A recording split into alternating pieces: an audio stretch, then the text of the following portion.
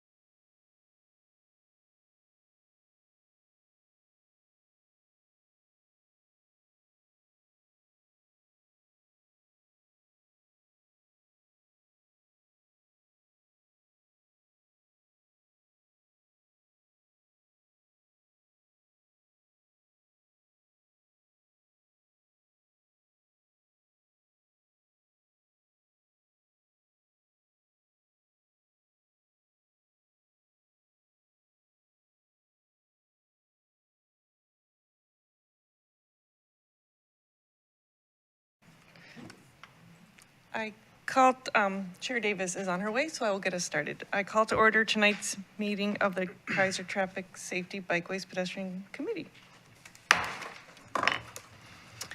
Okay, first up is the approval of minutes. I'm on, I just don't talk very loud. First up is the approval of minutes from last time. I move that the minutes of September 2023 be approved as written. Second. What do I say now? Oh, all in favor? Aye. Aye. Aye. Any noes? Oops. Minutes are accepted. I don't have a cheat sheet, sorry. Next up is the appearance of interested citizens. And first we have Rhonda Rich from the West Keizer Neighborhood Association. Good evening, committee members and the staff. My name is Rhonda Rich, and I'm the president of the West Keizer Neighborhood Association.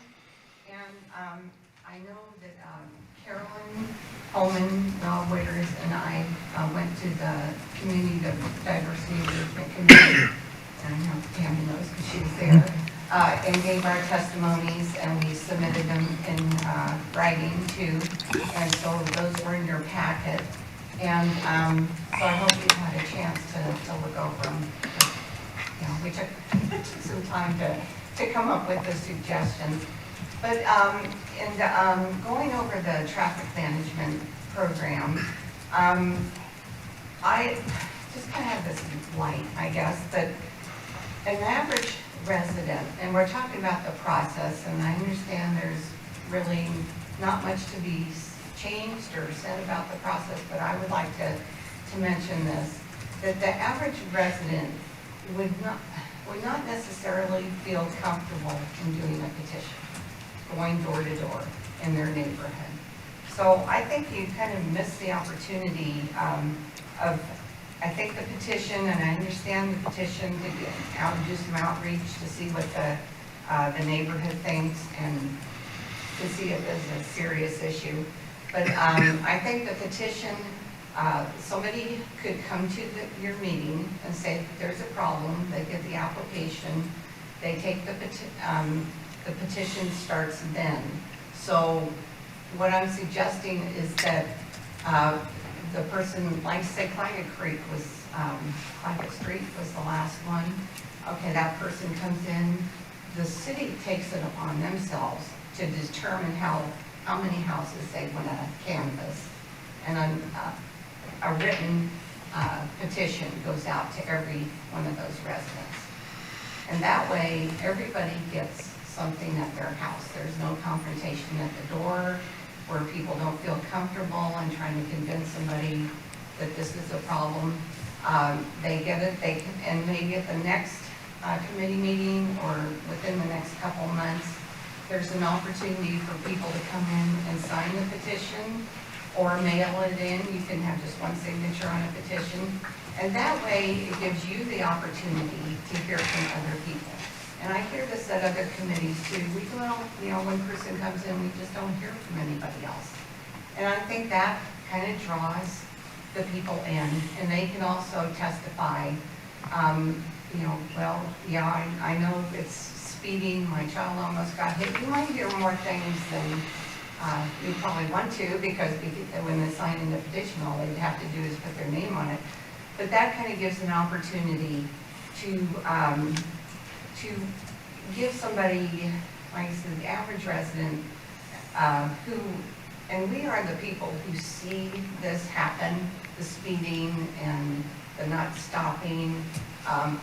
As far as I can tell, I know you will come up with ideas for crosswalks, but as far as speeding, there's really not anybody who comes forward and says, well, you know, I think we should maybe have a flashing speeding sign because we have speeding on our street.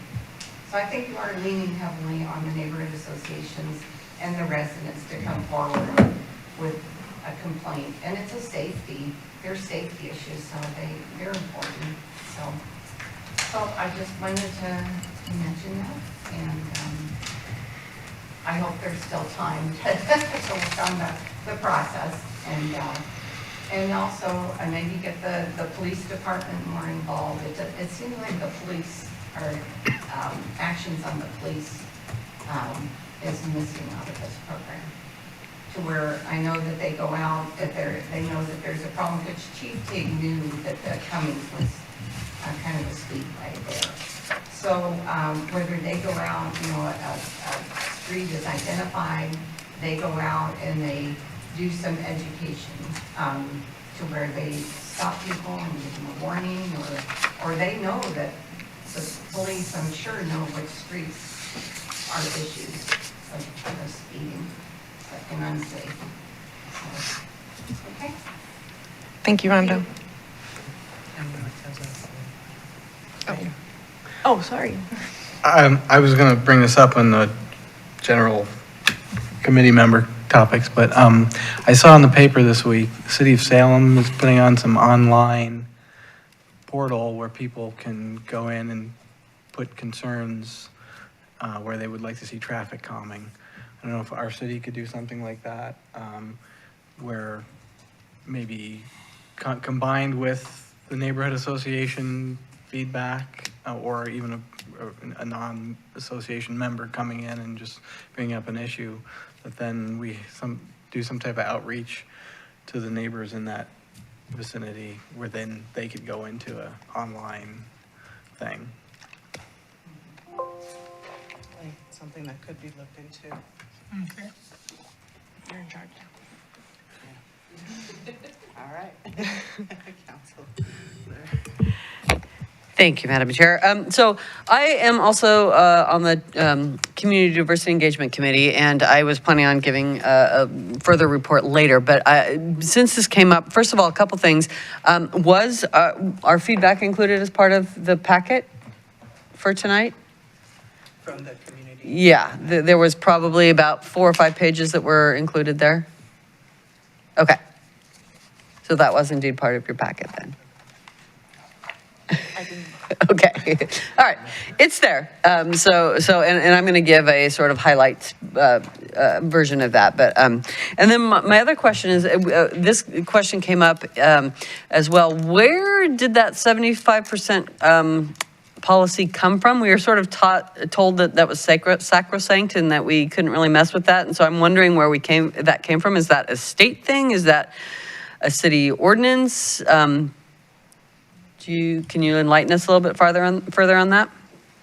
75%. I'm sorry, the petition, you had to get 75% of the affected people, I think? Fronting properties. Yes, the fronting properties you had to get 75% of the fronting properties to sign a petition in order for anything to happen. I think that Okay. had to do with when the committee was, I think, a commission, and they built this in 2009. That's where that just came up. We could not find anything, and that was one of our first questions that we had. Okay. And what does the 75% look like? Is it just on that street? We weren't able to answer any of those questions as well. So how to gauge that? I'm going to back up a little bit because you had mentioned, Rhonda, about police involvement. There is. That's when you come in here and you make a cross street and tell us where that area is, that is somewhere they'll monitor, and we did mention that piece.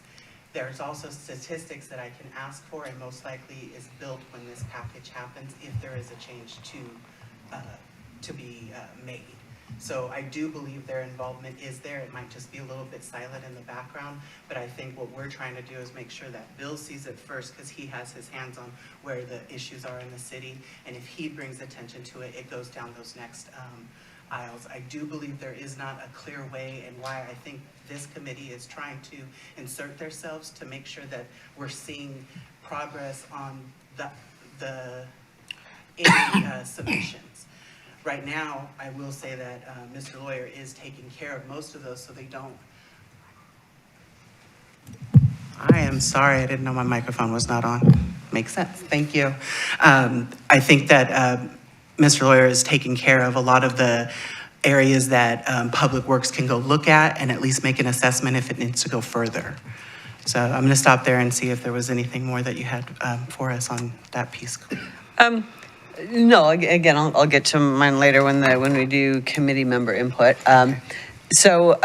Yeah, so I guess, so that 75% as a policy set by the Traffic Safety Bike Ped Committee, that is, I'm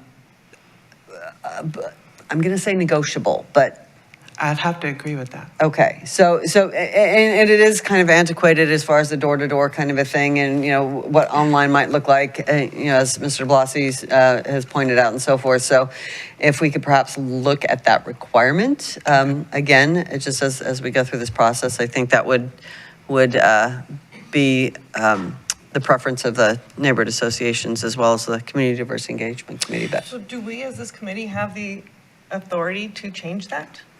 Who owns We this no, we document? could just make the You have the suggestion. authority to make a request. And then the to city council agrees. to change it. Okay. okay, thank you. Just was not sure about that process. So And thank Don, you. I would like to go ahead and note, because it is, Michael de Blasi just said about maybe having something on our website that they can go in and make observations that we should follow up on. At least I think that's a great way for them to get to us if they can't be here in person. Thank you. All right, thank you, Rhonda. Next up is Ken Gerloff.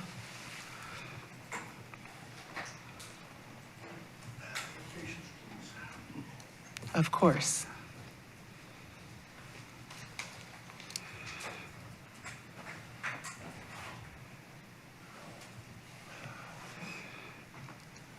Ken Gerlach, I'm here representing Southeast Keizer. We had a citizen show up at our last meeting testifying about the sidewalks getting damaged, street trees on Dearborn. They took those in, they had required trees that were put in there, and now they're buckling the sidewalks. One sewer line got tore up to the tune of $12,000 testimony. So they were looking to see if there was some way of getting different trees or some kind of relief in that direction. We weren't looking for necessarily monetary value to fix the sidewalks or anything like that. They were looking to mitigate the damage that continues to happen because of the tree roots. Okay, Is your mic on? No. I'm that silent majority. We heard you anyway, but that's, I speak. so I think is this in front of a residential? The testimony was there's 35 properties affected by the tree roots. So it's just not a single incident. It's pretty much down the street. And I walked part of the street and there is a lot of upheaval and stuff from tree roots. I'm struggling with this on one. Dearborn. Dearborn. Yeah. But this is, it becomes the responsibility of the resident if it's in front of there. So I think that But assessment apparently needs they to be can't reviewed. take the tree out to mitigate the problem or put in a tree that wouldn't do that. There's, I guess the trees are required and they're not allowed to take them out and plant a different tree. Michael Griffin, is that something that maybe we can look at this cross street and maybe get a little bit of view? I don't know why we would have No, the concrete would be up to the homeowner. but the In- tree In removal reference to too. Dearborn, that was part of a project many years ago, and those were trees that we planted. And I think I know the trees that you're talking about, Ken, and I've spoken with that person. I don't know about any sewer issues. But a same neighbor of thing, his. you buy the home as a property owner, you're responsible for, and I understand what you said about cutting them down. If the tree is damaged or diseased, then that's something that we'd look into. But as it stands, most of the, those trees are healthy and fine. Right, but it's damaging the sidewalk and it's costing the homeowners money to repair them. And they're looking to put a tree in there that maybe doesn't have those type of roots that are upheaving the sidewalks. You mean they'd like to cut the tree down, get rid of the roots, put in some new trees? So Exactly, And they're saying somebody in the city told them they're not allowed to do that. yes. That was So the in this testimony we instant, it received. was part of a project, and we planted those trees and had that done, so we would not take down a perfectly healthy tree. But could the owner of the property get permission to take down the tree? Not a, per- Not approved? I would say Even if no. it's damaging the walkway? Well, the one you're speaking of, we ended up cutting some roots, and there, we did have a little issue there, and we took care of that, and we're monitoring that. But other than that, I mean, the tree is completely healthy, and the person doesn't like the look of it, and a decision That's was a made, and different- it's staying. No, that's not, yeah, I don't think that we can have any say on that piece. I'm not sure where to take this. I'm going to follow up and see if we can find out some stuff in the background. Did you Doesn't have sound like a traffic per se issue, but more the environmental, It's a sidewalk issue. yeah. It's still, okay. Mr. Lawyer, please. Thank you, Madam Chair. The city's policy for many years has been tree complaints, tree versus sidewalk, okay? We have a lot of this around the city. When a tree is damaging a sidewalk, and we can see that, and it's obvious that the tree roots are damaging the sidewalk, we evaluate it. Sometimes we employ an arborist to say, can we cut 3 or 4 roots and not kill this tree? Sometimes they say yes, and sometimes they say no. If they say no, we will pay to take the tree down, Okay. and the property owner pays to replace the tree, okay? The ordinance puts all of that on the property owner. But by policy, because we believe, we as staff, and this goes back many, many, many years, we believe that's a major burden on the property owner, okay? And so we will take down a tree when it's deemed necessary, and the property owner replaces the tree. The ones on Dearborn we've looked at, they're not damaging the sidewalk, at least the ones we've looked at closely, to a point the trees need to come down. We can cut the roots, the sidewalk can be repaired, and we move forward. Okay, so this, just want the committee to understand the broader picture citywide. The Gubser neighborhood's notorious for trees versus sidewalks. Meadows is having some of the same problems now, that development. So we've dealt with this for many years over many places in the city, and approach them all the same way. Okay. And I'm going to think that if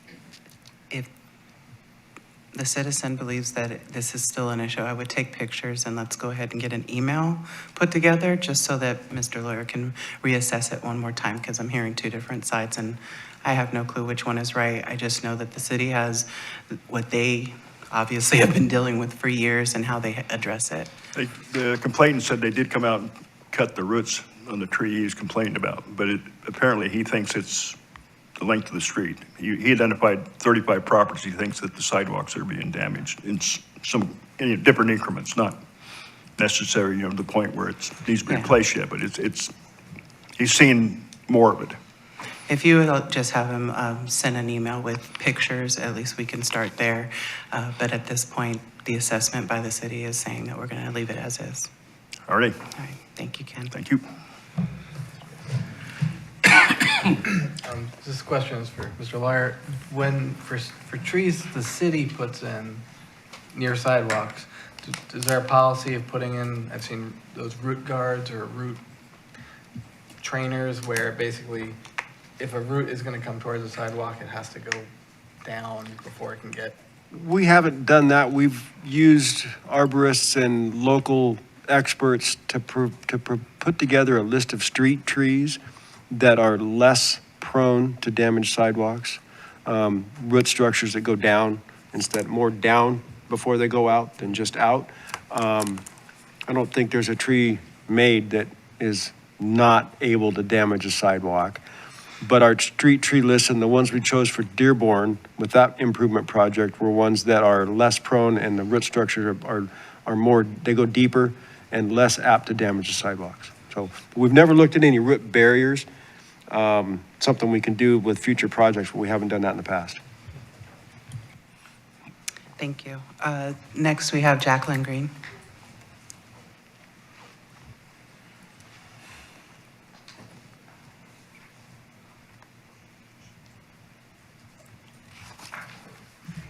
Hi, my name is Jacqueline Green. I'm Vice President of Greater Northeast Keizer neighborhood. And some of our residents in the neighborhood, they're concerned with the lack of sidewalks up and down Verda on the let's see, west side when you're going down on the right, left-hand side. And they're asked us to taking the kids to school, going to the parks, and going to work and so much more. With this, we look at the ADA sidewalks too. They're not really ADA sidewalks. And we had a gentleman and his wife almost tipped over going by the bus stop up on Berta and Chemawa, or Dearborn, I'm sorry. Roberta and Dearborn. Okay. Okay. Did you have something, David? No, Okay. I've heard it before. Thank you. So at this point, I think we've heard me say this the last 3 meetings. I'm not going to make any assessments or ask for anything to be looked at towards the Verta Lane area until the property that's in front of that is finished, because we're trying to see how because they're doing that walkway over there. This is on the opposite side of the new Verta crossings.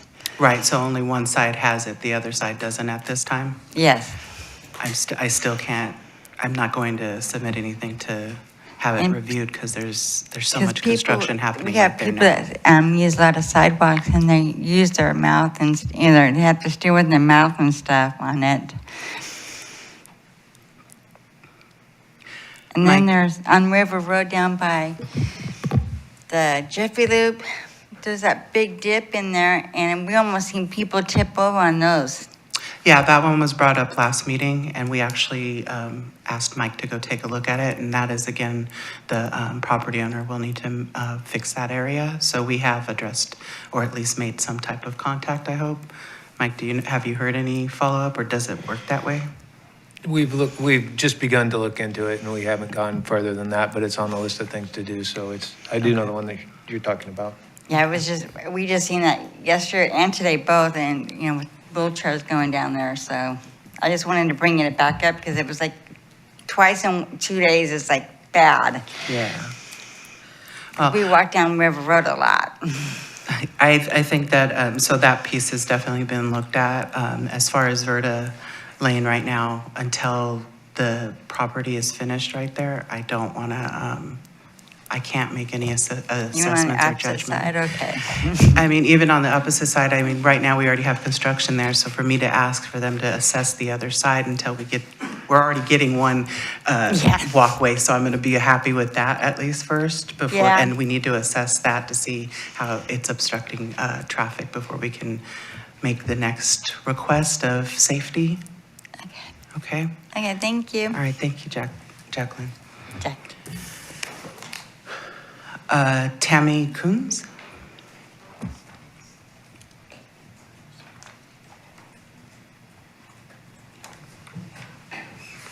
Hello, Tammy Kunz, Northwest Keizer, Greater Northeast Keizer Neighborhood Association President. Is there a way we can get a sidewalk put on Dearborn going in the vicinity of 13th across to the park?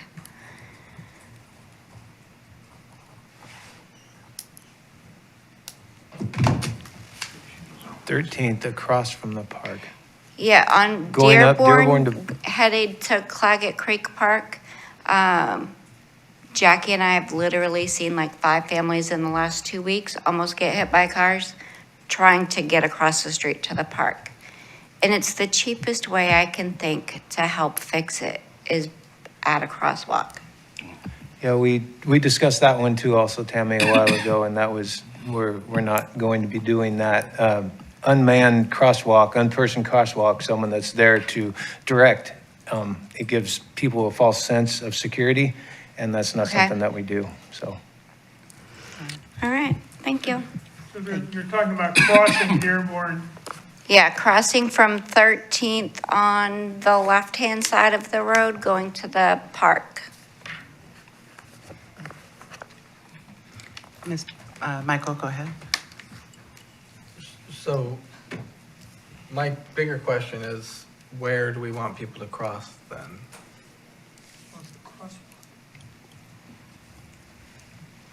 crosswalks on 13. Mr. Lawyer, crossing please go Dearborn. ahead. Is there? Thank is you, there Madam a Chair. Signal crossing, or, not signal, but No. a marked crossing? No, but it's a legal crosswalk on Mr. 13th Lawyer. across Dearborn. Isn't Mr. that- Lawyer, go ahead. He's going to answer. Thank you, Madam Chair. By Oregon law, and Lieutenant Wenning can correct me if I'm wrong, I believe it's statute, am I correct? At every intersection, there is a legal crosswalk, marked or unmarked, okay? Okay. Drivers are incumbent to give the pedestrians the right of way to cross the street at every intersection, okay? The City of Keizer's approach, policy, and my professional recommendation is we do not stripe crosswalks at uncontrolled intersections. Because, as Mike mentioned earlier, it presents a safety issue. Pedestrians think they're in a crosswalk, they're safe, they quit paying attention. White paint on the ground does not stop a car. So because of the statute that says there is a legal crosswalk at every intersection, drivers need to yield to pedestrians. We do not stripe crosswalks at uncontrolled intersections. Okay, so how do we ensure their safety to get across the street, to enjoy our parks? Unfortunately, they're kind of on their own. I mean, I don't have a good answer. There's I really know. nothing that we as the city can do to ensure the drivers are paying attention and giving the pedestrians the right of way where they're legally bound to, other than a police officer being stationed at appropriate intersections all the time, or a big part of the time, which I think we all know is not realistic. Right. I really don't know what else to say, unfortunately. And I know that's not a good answer, but I think it's the only answer, really. Okay. Thank you. Hirsch, you had a note? Yeah, unfortunately, statistics kind of support Bill. All of our severe pedestrian accidents have occurred in crosswalks and not in, Unmarked. in unmarked. So in Keizer, where there's actually been deaths and stuff, so. Thank you. And in my whole career of doing highways and streets and stuff, I would agree with what both these gentlemen have said, all three gentlemen have said, that paint on the pavement doesn't stop a car. And so it's incumbent on both the pedestrians and the drivers to pay attention to what's going on. So That's then really my what next really what it question boils down is, to. how do we educate in the safety area for this kind of problem? David, did you have? Yeah, I gotta turn the question around. Isn't one of the functions of the police department to educate the populace as to the laws regarding driving? Or not that I mean that you have a big program or anything, but I thought I listened to one of the chiefs saying that was one prong of the effort to make good drivers. When you're looking at the 3 E's of traffic there enforcement, we yes, engineering, education, and enforcement are part of that. Education is a big piece of that.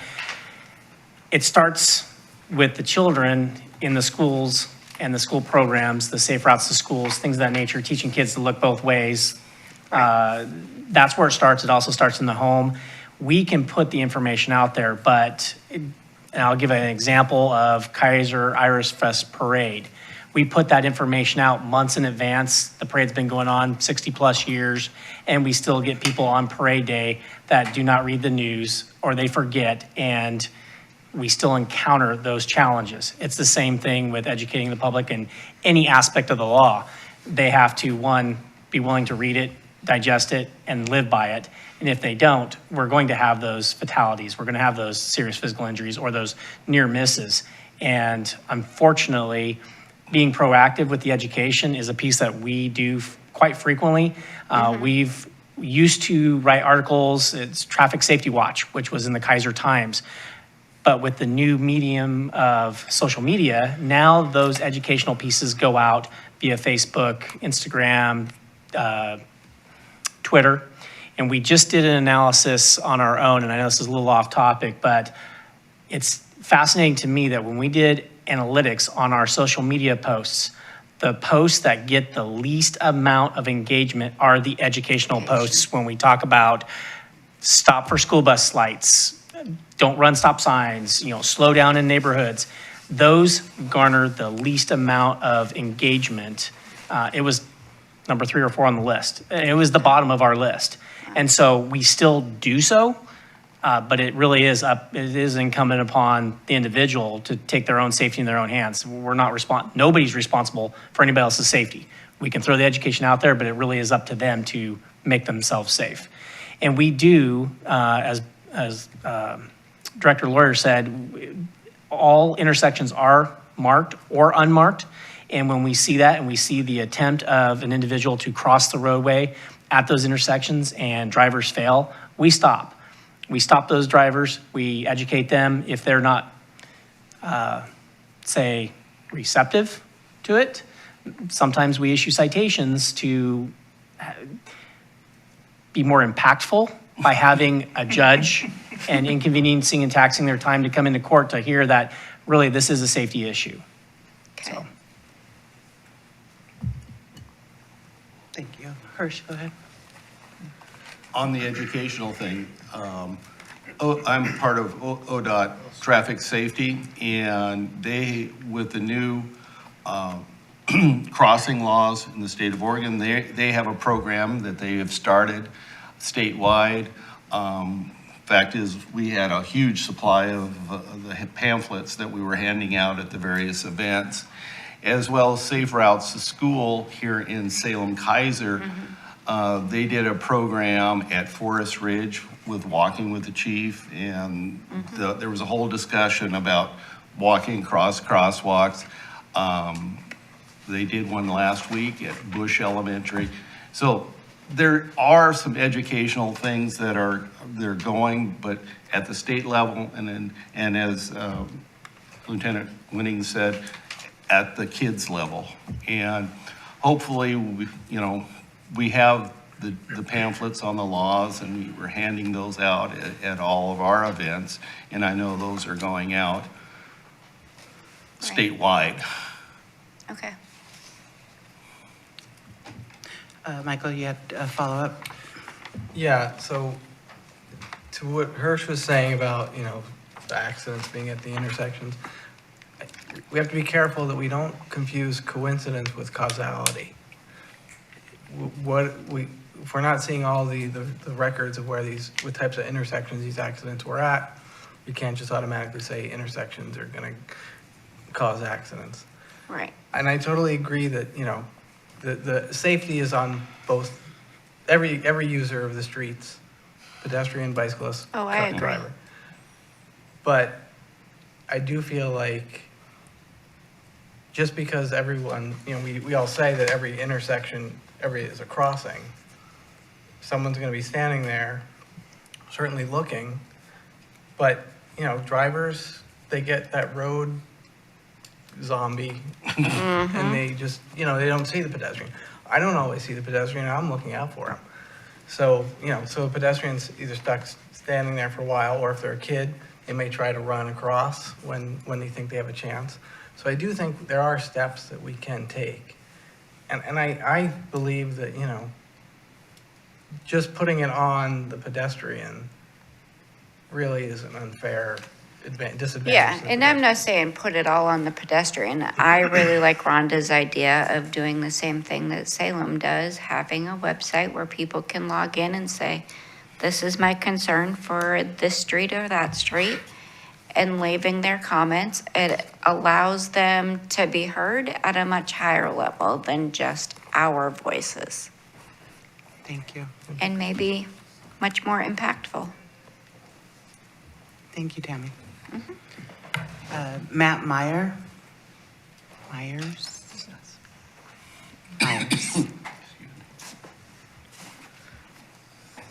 Good evening.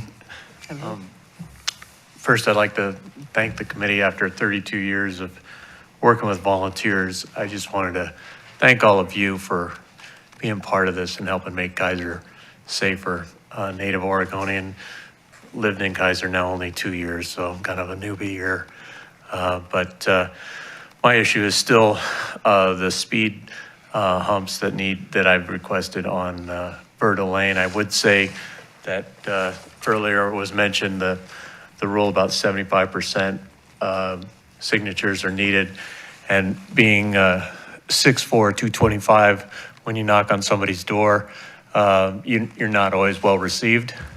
So I paid a 10-year-old to get signatures. I'm not sure that's ethical, but he did a lot better than I did. So I'm still in the process of collecting signatures. I want to also thank Lieutenant Wenning and Mike Griffin and Don for educating me in the process of how to go through it and how to get it done. I think what I want to say too is I think there needs to be a process. I'm not sure it needs to be 75%, so if we can take that to the city council, that'd be great. 50% would probably be a little better. That's really all I have. Thank you. Thank you we'll note that. Appreciate your time. Okay. All right, next we have guests, Public Works Director, Bill Lawyer, and Planning Director Shane Witham. And also City Attorney Shannon Johnson. We brought you all. We all must be in trouble. Just another uninvited guest. So I volunteered to come because we had two separate issues that came kind of close to each other, and I said, well, do you guys want me to come? And they said, yeah, maybe you can kind of say some of this better than the other. And so before I forget, I am not going to be able to stay to the end of your meeting. So if you have questions for me, let me know. So I'm kind of called for at home. Plus, after I leave, you can say bad things about me. So that's, because the wet blanket person is coming out now in the city attorney. So I think you folks got that one email that I had sent out about the neighborhood traffic management plan. And then a separate issue with Shane with regard to land use decisions came up, and he asked me about that. And I thought, well, this is great. I can, just do both of these. It is an interesting comparison between the two. So let me go first at the neighborhood traffic management plan, make sure you folks understand where I'm coming from, and let me know if you have any questions. As I put in the email, it would be unusual let me back up. Quasi-judicial, which I use that term in there, is a term that's used when there's an applicant and then there's a decision maker making a decision, whether it's a recommendation or a final decision, and it's based on a set of facts and whatever the laws are. That term quasi-judicial is used more in land use cases, which I'll talk about in a minute with regard to Shane's portion of that. With regard to the neighborhood traffic management plan, that was just my term for it. So the main thing I wanted to get across to you folks is, although that's unusual, and I think it has some drawbacks, you are free to do that if you wish, and be the decision maker, if you will, at least the recommendation. So an application comes in and there's a couple of steps in the draft plan where the committee would make a recommendation, move forward to council and do X, Y, Z. It's just that most of our committees do not do that partially because sometimes there's timing issues depending on what the application is. These are not maybe as critical time-wise as some of the land use decisions, but also there can be some liability connected with it. All that being said, though, it's not that big a deal. So if you feel like this is really something that we kind of want to chew on, we do want to make that recommendation, you can go ahead and do so on that. Okay.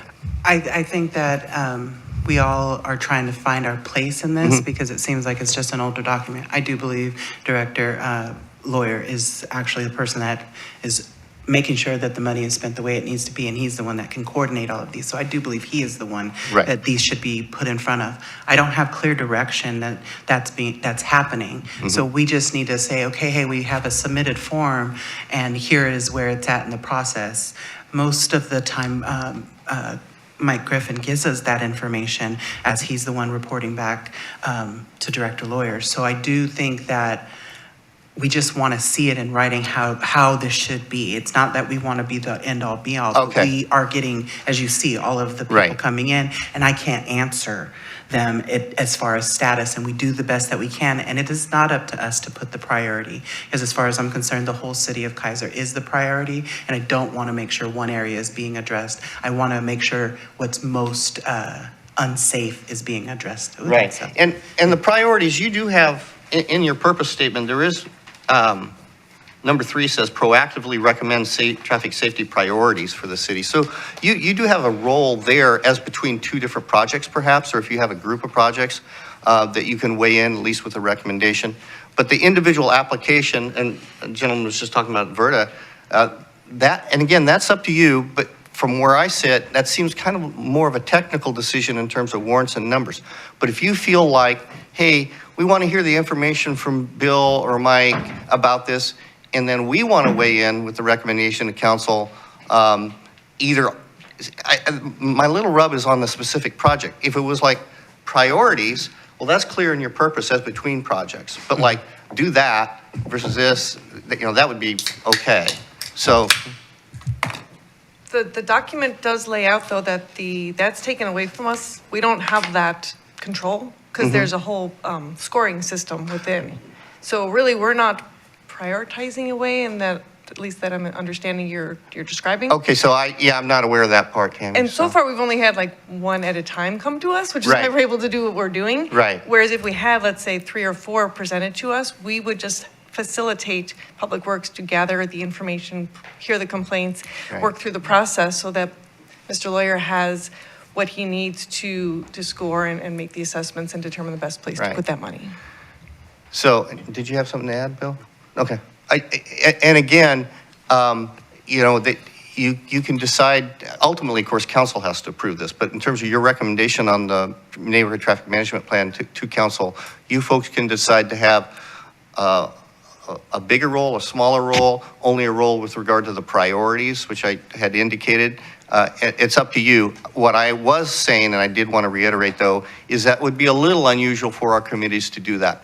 Planning Commission is the only one, and frankly, they do it actually pretty rarely themselves, too, in terms of an actual quasi-judicial. And again, that term quasi-judicial means you're just acting kind of as substitute judges. It's not real formal, but it's different than recommending or adopting policy, because you have this particular applicant who kind of wants a result that they want, which you may or may not agree with, but those things are kind of just usually a little bit more formal. But again, that's a little different than the one I'm going to move into now. So with regard to Shane's question, and there's kind of 2 parts to that, in terms of the land use regulations, anyone can suggest, and you folks can suggest as a body, changes to the development code or comprehensive plan or standards, the public works standards.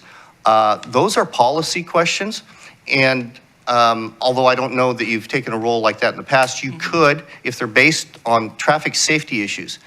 But with a specific quasi-judicial land use case, that's where I wanted to draw the distinction, and the main reason I decided to come tonight is state law lays out what that land use process is.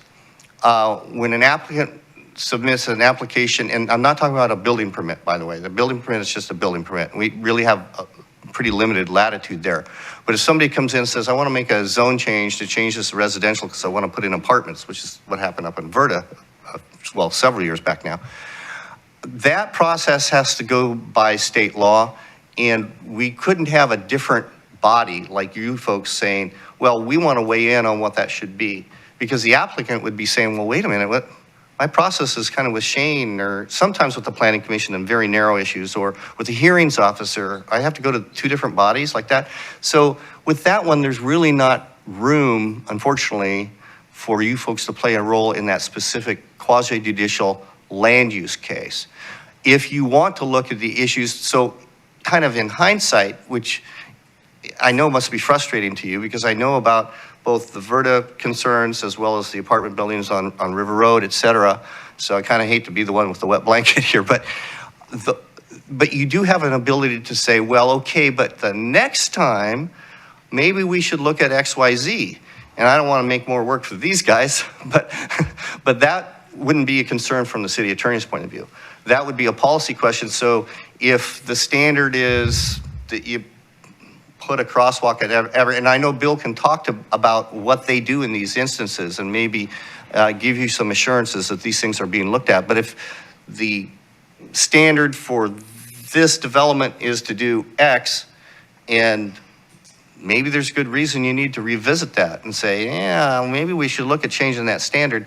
That's something you folks could get into a little bit if you wanted to. So do you understand that distinction? Sir, I do. questions on that? Hirsch, go ahead. You know, we could testify at the process.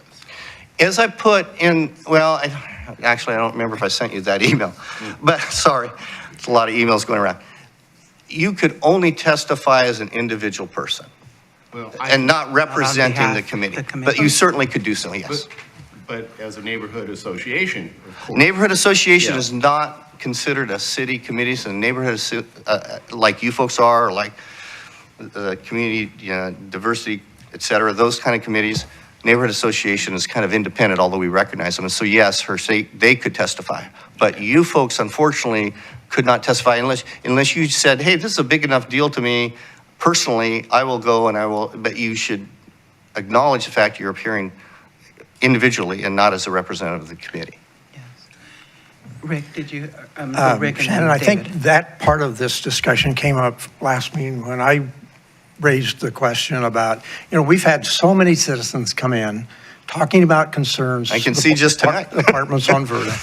And yet we as a committee don't have any avenue. We couldn't see the site plans or the traffic impact study, any of that as a committee. And so we really can't address what the citizens' complaints are or concerns are.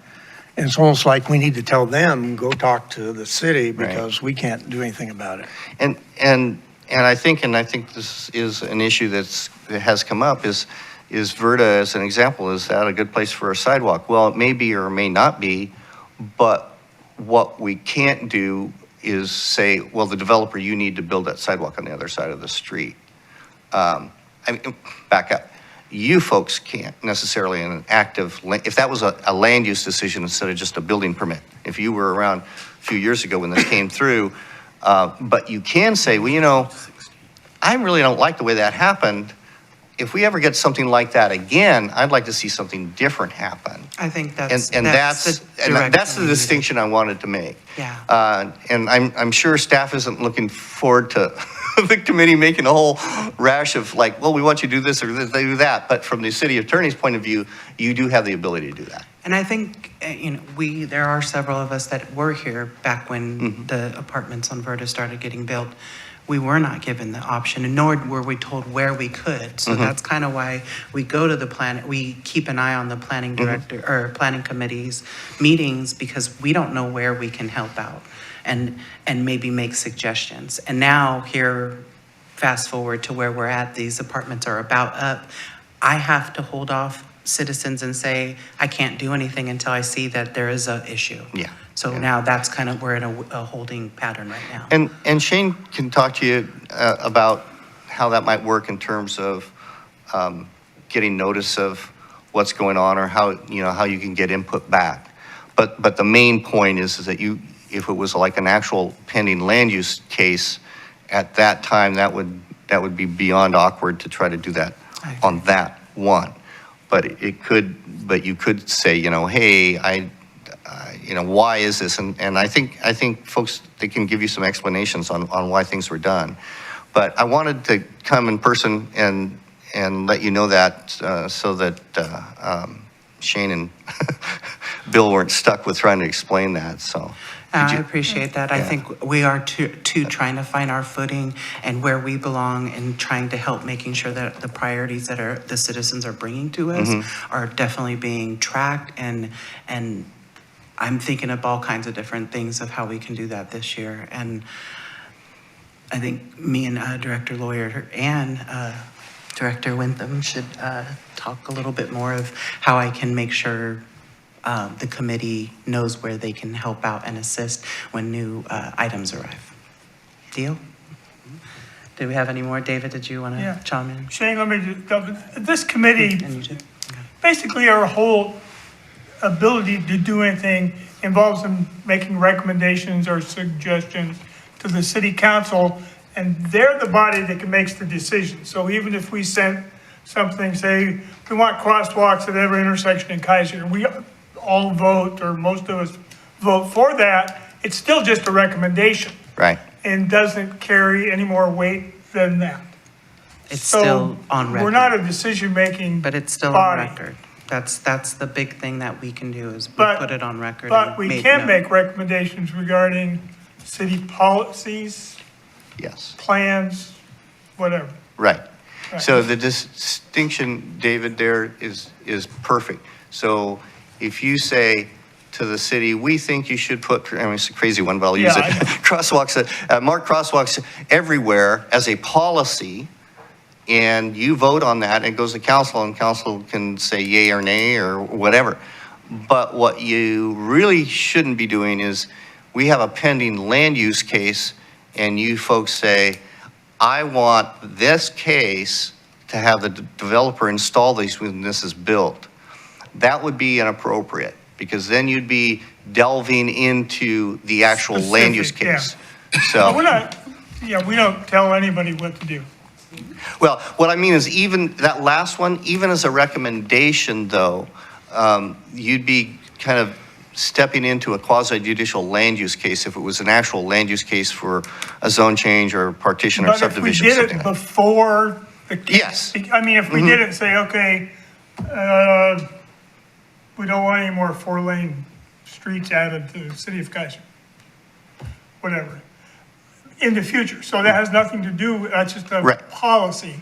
Right. As opposed to waiting until somebody puts a development on River Road and we say, we want you to go over and make him put in a right turn only lane. Right, Okay, right. got it. Thank you. Michael DeBossi and then Tammy.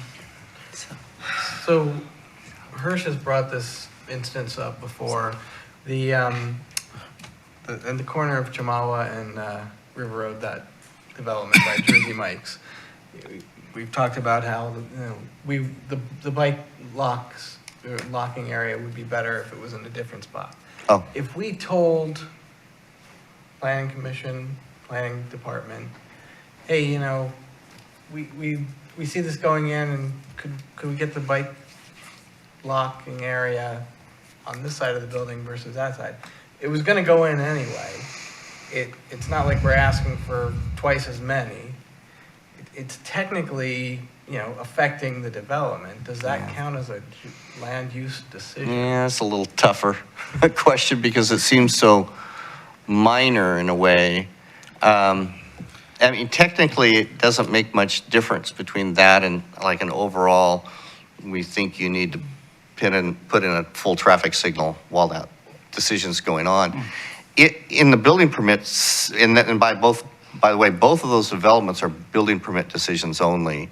What I still call the Herbert property, the cow property here in Verda, that land use decision was many years ago, and it took many years to be able to get a deal where somebody bought and built on it. So right now, that's simply a building permit issue. I don't know how, maybe Shane could answer that a little better on the individual question. So I think, so this is where, and I apologize, really the reason Shannon's here is because of me, because when Councilor Hussman called me and said, hey, can you come talk to us about planning stuff, there was a lot of concerns at last month's, or it was last month when he called me, but it was a lot of concerns about the meeting. I'm like, oh, okay, what kind of things are we talking about so I can come prepared to hopefully give some kind of answers. My simpleton mind was like, well, shoot, yeah, I'll just send you guys requests for comments for everything that comes in. And then Shannon was like, you can't do that, Shane. That creates this weird quasi-judicial thing. So I apologize that we've all had to sit through Shannon for so long. Oh, we're not supposed to say bad things until he's gone. I'm just teasing. But so that specific example, I think, is an example where what Shannon was speaking to. So currently when we review building permits, it's mostly me, when somebody at the city reviews building permits, we have certain standards in our code. One of them for bike racks specifically is we require bike racks. Yeah, within 50 feet of the front door, because I was on planning commission to get it. But in this particular case, they meet the code. Correct. But they have the coffee shop at the other end. Correct. And I think what my suggestion would be is if there are some specific things that can be identified as concerns, I'm more than willing to work with you all or a designee to look at the code and figure out what those actual concerns are.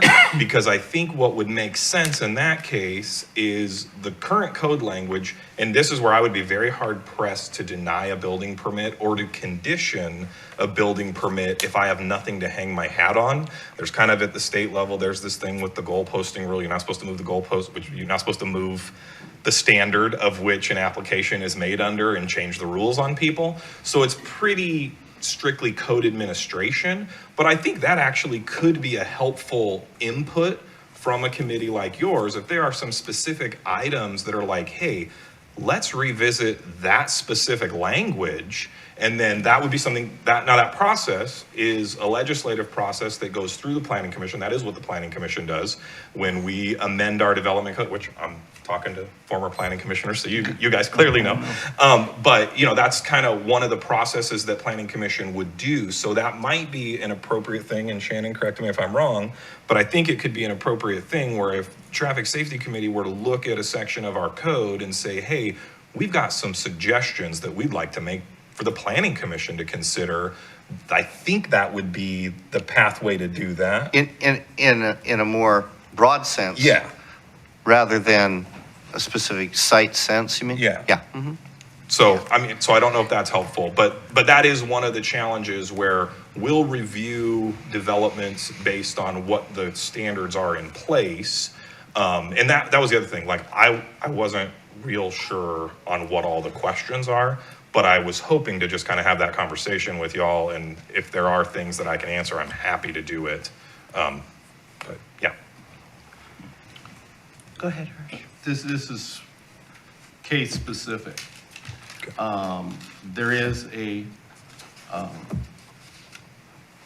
plan for Willow Lake for apartments, as we well There's know. an application currently for a comp plan zone change, not for the apartments yet. Yeah. They have said that's what their intention is, but yes. With that in mind, and with what Shannon has said, the neighborhood associations clearly have a voice. Right, we send requests for Oh, comments yeah. for all land use applications to, actually, I'm looking around and almost every neighborhood association is here. Yeah, except- So yeah, when except- there's a land division or a zone change, so building permits are not that kind of a land use decision. Right.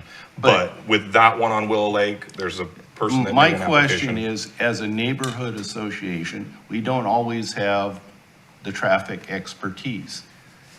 Can we ask this committee for advice?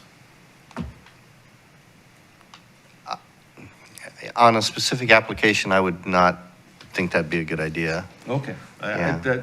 I was thinking, I mean, we do have some expertise on offline, Hirsch, I mean, I know that a lot of you folks have a lot of experience at this.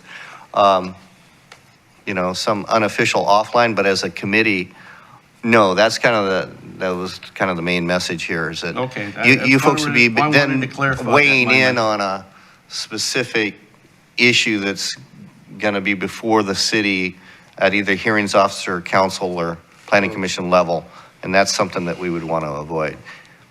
Thank you. Tammy, go ahead. So I started doing a bunch of research at one point because I'm crazy like that. And to the three of you, if someone else wanted to go do some research and not go down a bunch of rabbit holes as I did, can you remind everybody what statutes are followed by each government body to know what's in the power of the city to even change? Because some of it's county rules, some of it's state rules, as you pointed out. So the city only has certain things that they can address. Am I correct on that? Well, I'll answer what I think might be somewhat relevant. If it's not, I apologize ahead of time. So in the planning world, like when we're looking at a land division, it's like somebody who has a property, they want to divide it into multiple pieces.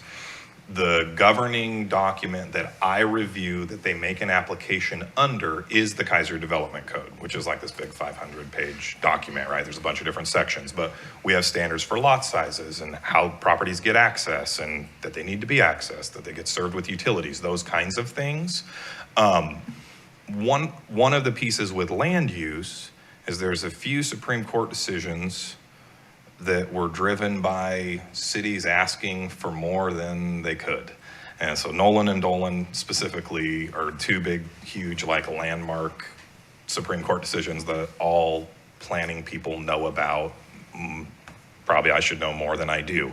But the very simplistic, like 10,000, 30,000 foot look, maybe even more than 10,000, is that when we exact conditions on a subdivision or on a commercial development or on a comprehensive plan and a zone change, the conditions we place on them and the expectations that we place on them to provide improvements that benefit the public and more than just themselves, they have to be proportional to the impact of what their development is impacting. So that's one where, like, I'll use verticrossing as an example because I know that one's been hot and like my phone's been blowing up forever. And I'm like, hey, I wasn't even the guy when that got all changed. But we're talking about a case that started in 2014. Yeah. There was multiple public hearings at multiple levels, planning commission and city council. It was appealed, it got remanded and went back, finally got approved in 2016, and then sat there for 7 years before something actually started happening. And now something happens, and generally our community looks at that and they don't know. How would you expect somebody to know or even remember that, 7 years ago there was 100 people in this room that were upset about a change that was proposed? Well, it kind of went away because it never happened. Well, now that they're building, they're just building within the confines of the code. So at that point in time, there was a huge element of concern with the traffic and the transportation piece, which they're doing huge frontage improvements along the front of their property. But in that decision-making process, it wasn't determined, or when the decision got finalized, whether or not it was right or wrong, I won't even go there because honestly, I wasn't super involved in that one. But had at that time the city made greater conditions than they made on that land use, they may have held up, or they may have been grounds for appeal and we wouldn't have got them anyway, as far as like the other side of the street or, a lot of things. What would happen is a lot of times cities would require off-site things. So like, you're gonna develop this, well, build us a new bike lane for 1/4 of a mile to get somewhere, or 2 miles or something. And so that's one of the balancing acts that we do. So ultimately our development code kind of spells out, hey, if your property is zoned this is what you can do, and here are the kind of the sideboards that exist. And as long as what you're proposing is within the confines of those sideboards, we have to approve it. Now with traffic specifically, we have some thresholds embedded in our code. Bill, help me, is it 250? Okay, so with a new development, a commercial development, subdivision, if it triggers 250 average daily trips, according to the ITE manual, the Institute of Traffic Engineering, I can't remember what that thing's called, traffic engineering stuff. So if it triggers a certain number of trips, then it automatically requires them to submit what's called a traffic impact analysis that gets reviewed by our engineers. And so, like with the verticrossing project, yes, they did a transportation planning rule assessment and a TIA. With the River Road Apartments, they did the same thing. They did those things, and then the traffic engineers ultimately look at it and say, okay, it's on this kind of a street, happens to be when something's on River Road, it's pretty hard to justify a lot of extra improvements because it's designated an arterial street. It's designed to carry a lot of traffic. So the cumulative impact of that development is going to be pretty minimal. Now, if you took, verticrossing and threw it on a road that was the end of a cul-de-sac, might be a different story as far as the engineers were concerned.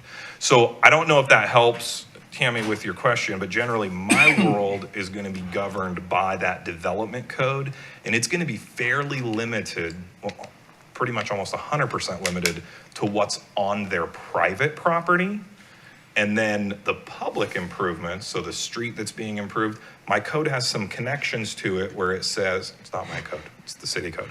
But the code has some connections to say, okay, when you do this, then you'll need to dedicate additional right-of-way. You'll need to build your portion of the street that's fair. And the standards that those get built to live in Mr. Lawyer's world, not really my world. So when we have land use things that come in, I basically send requests for comments, just like I do the neighborhood associations. I set them to Bill and to our city engineer, and they come back with recommendations, which amazingly enough, I don't change those. I bring those right in because they're the experts. I'm not a traffic engineer. So, but that's kind of where that goes. And I know he has some limits, which he would speak to better than me, where certain streets in town, there's some ODOT implication, there's local implication, and I don't know how that works. So I'll let you talk about that. Thanks, Shane. From the public works standpoint and public improvements, that is mostly wholly Keizer regulations. We are not driven by state, federal regulations to say that you have to build this because you're building that, okay? Or your road needs to be built to this width, to this structural section. That's really lives in Keizer, okay? Certainly we use guidance from other agencies and experience and all that. We try to stay consistent with our requirements with other agencies in the region so that we're not the outlier, either better or worse, okay? There are some federal regs that come in, ADA, okay? I think we all know about ADA. We can't ignore ADA. Other than that, there's really not any state or federal regulations that dictate to us how to build things, okay? When we get applications in, plans in, it's not an application, it's a set of plans. Or let me step back. At a master plan or a land use, conditional use, zone change, verticrossing, went through that process, we have the opportunity to place conditions on that case, okay? The biggest, baddest one is Keizer Station, okay? That was huge. And that was a big enough development and had enough impact. They were required to do off-site improvements, okay?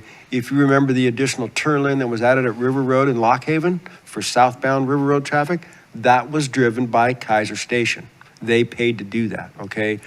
That rational nexus thing Shane was talking about, that was deemed rational because the impact on the traffic system, on the city street system, okay? When we get back to verticrossing, conditional use, zone change, not a conditional use, excuse me, zone change. That had conditions placed on it as well. In that kind of a case, those are more general conditions because we don't know exactly what's going to, we know apartments are going to be built there, okay? We know that. We know how many, in this case, we know how many apartments could be placed there. So we would say you're going to build the street to this standard, a collector standard, okay? We don't dictate entrances, exits. We don't dictate any of that at that point in time. That happens when they bring in plans for the public improvements, okay? We look at their proposed access points. Are they safe? Do they make sense? Those kinds of things. And I know the northern access was a big hot topic early on because it wasn't well known. That's an emergency access only. People quieted down when that became known, okay? And Bill, if I could interrupt you right there. Now, Shannon, you're saying that at that point, we should not have a role, right? Right, well, at either point, particularly in the land use role, but even in the building permit, that's just administrative. So that's it would not a rule for us. not be appropriate to step in there. I will jump in for just a minute, Bill, to Tammy's question. Agreeing with both these guys, really it's our regulations. The only thing state has is some process in terms of like partitions, in terms of how the process runs, but it's basically all our regulations. And I want to add, speaking of the state, we do have other state requirements, stormwater, things like that. We have permits from the state that we have to follow and meet those requirements. Excuse me. But the design function is wholly lives in Keizer in our standards. So to the verticrossing project, those plans came in, we evaluated them for safety and appropriateness and access and all that, just like we do on any other public improvement, whether it's a cul-de-sac, 190 lot subdivision, or verticrossing. We look at the same criteria across all of those. In the case of verticrossing, we knew we couldn't have any improvements on the east side of Verta Lane, okay? So we have to evaluate what we have to live with, okay? And our evaluation said the safest thing to do is for pedestrians to cross at the controlled intersection at Dearborn or at the established crosswalk at the roundabout at the north end of the project. Against my, I don't say better judgment, but my wishes, we had to put in some drop ramps so pedestrians could cross Verta Lane at May Street. I don't like that. I think that's unsafe. But ADA said we had to do it, okay? We looked at Verta in terms of, again, safety. It's not safe to encourage pedestrians to go into an area where there's no pedestrian facilities. That whole east side of Verta, there's none there. So again, our look for what we have to work with and what we know we have to work with, the safest place to cross is at Dearborn. It's a controlled intersection. Now, if we knew that we had a time frame or a plan to improve the other side of Verta, which we don't, but if we knew that was in the works, even if I knew the design was coming, I would take a different look at Verta crossing design, plan review, okay? Because we would expect more on the other side of the street. That doesn't exist, okay? And so that's how the process worked when we evaluated that development's proposal.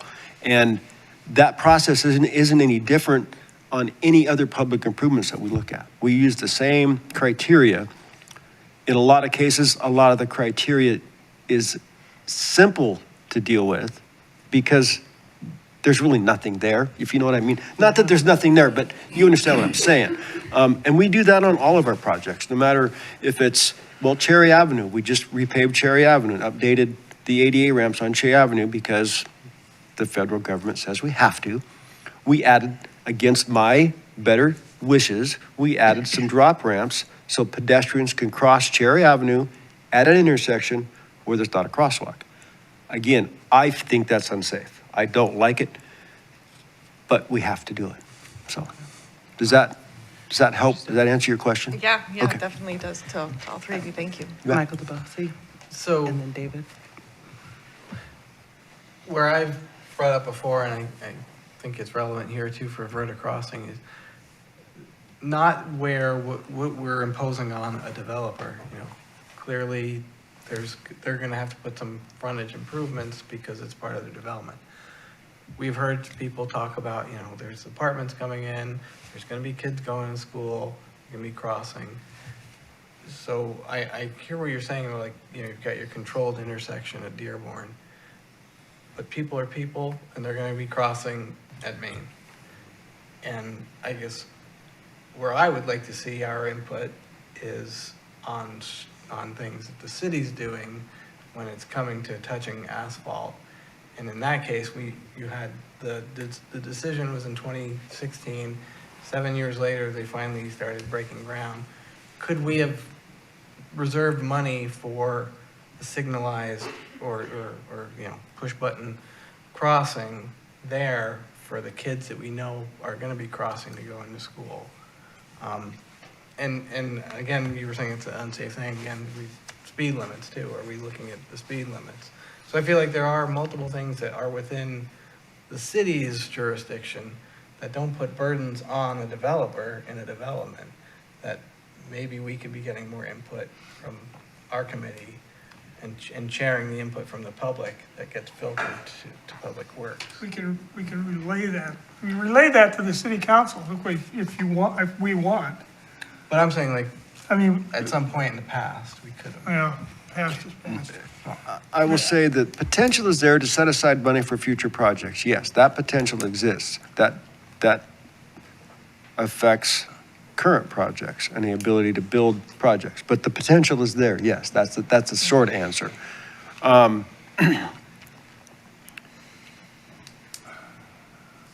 That would take direction from the council. My preference would be for the council to provide that direction. And here's why.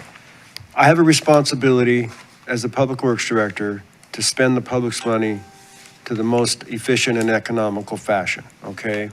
And to maintain the infrastructure of the city to the best state it can be.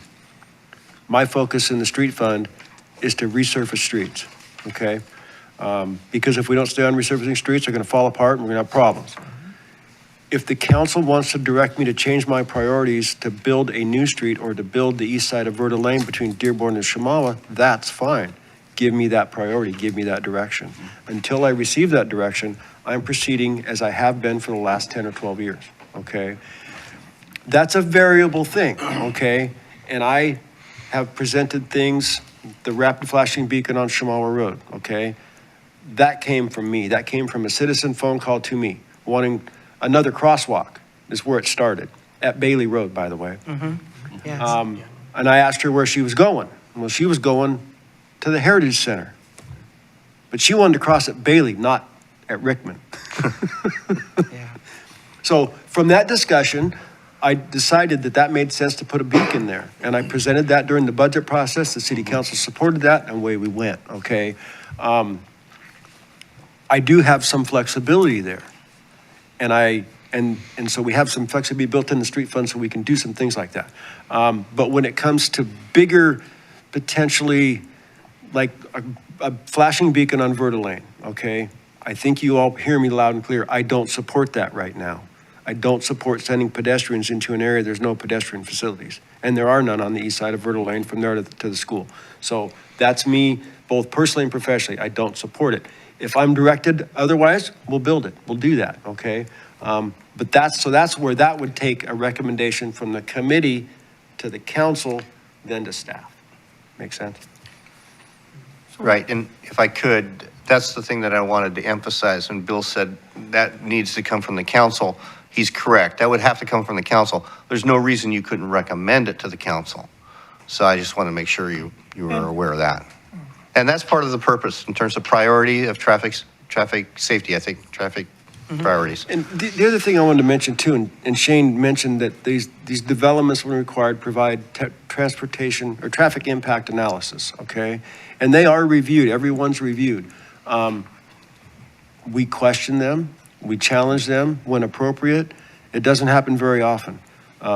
Traffic engineers, in my experience, do a good job. They don't do the job to favor their client, okay? In other words, minimize their expenses and say, you don't have to build that traffic signal because, for instance. They really do a good job in looking at the overall transportation system of a city or an area and make their recommendations accordingly.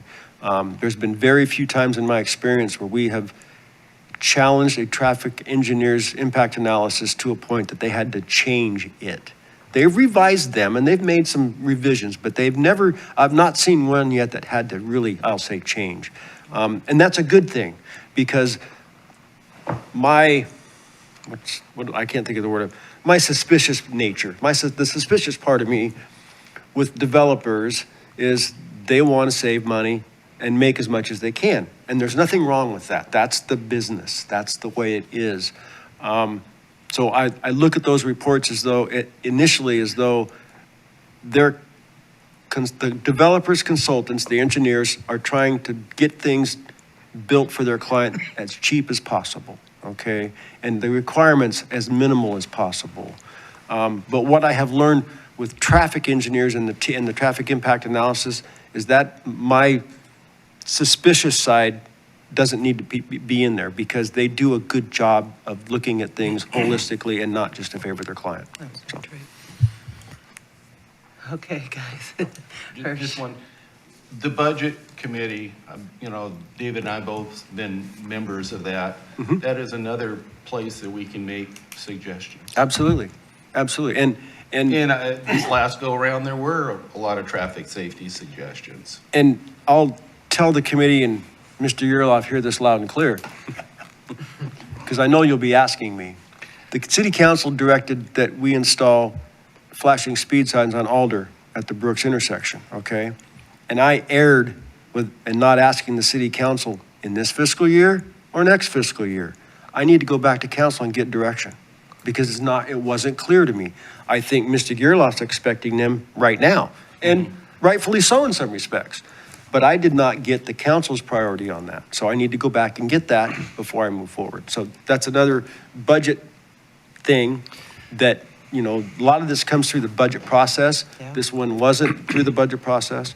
But I want to make sure I understand the council's priorities before I act. Yeah, one was a comment.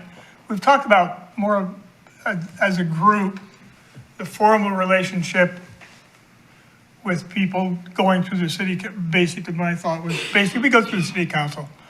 We make recommendations. We don't, and we're not a decision-making body. Most of our work is done informally with Public Works. We really haven't done much with planning, I don't think, but Public Works on a monthly basis. So that's what happens. And then there was one thing I wanted to just double check with Shane.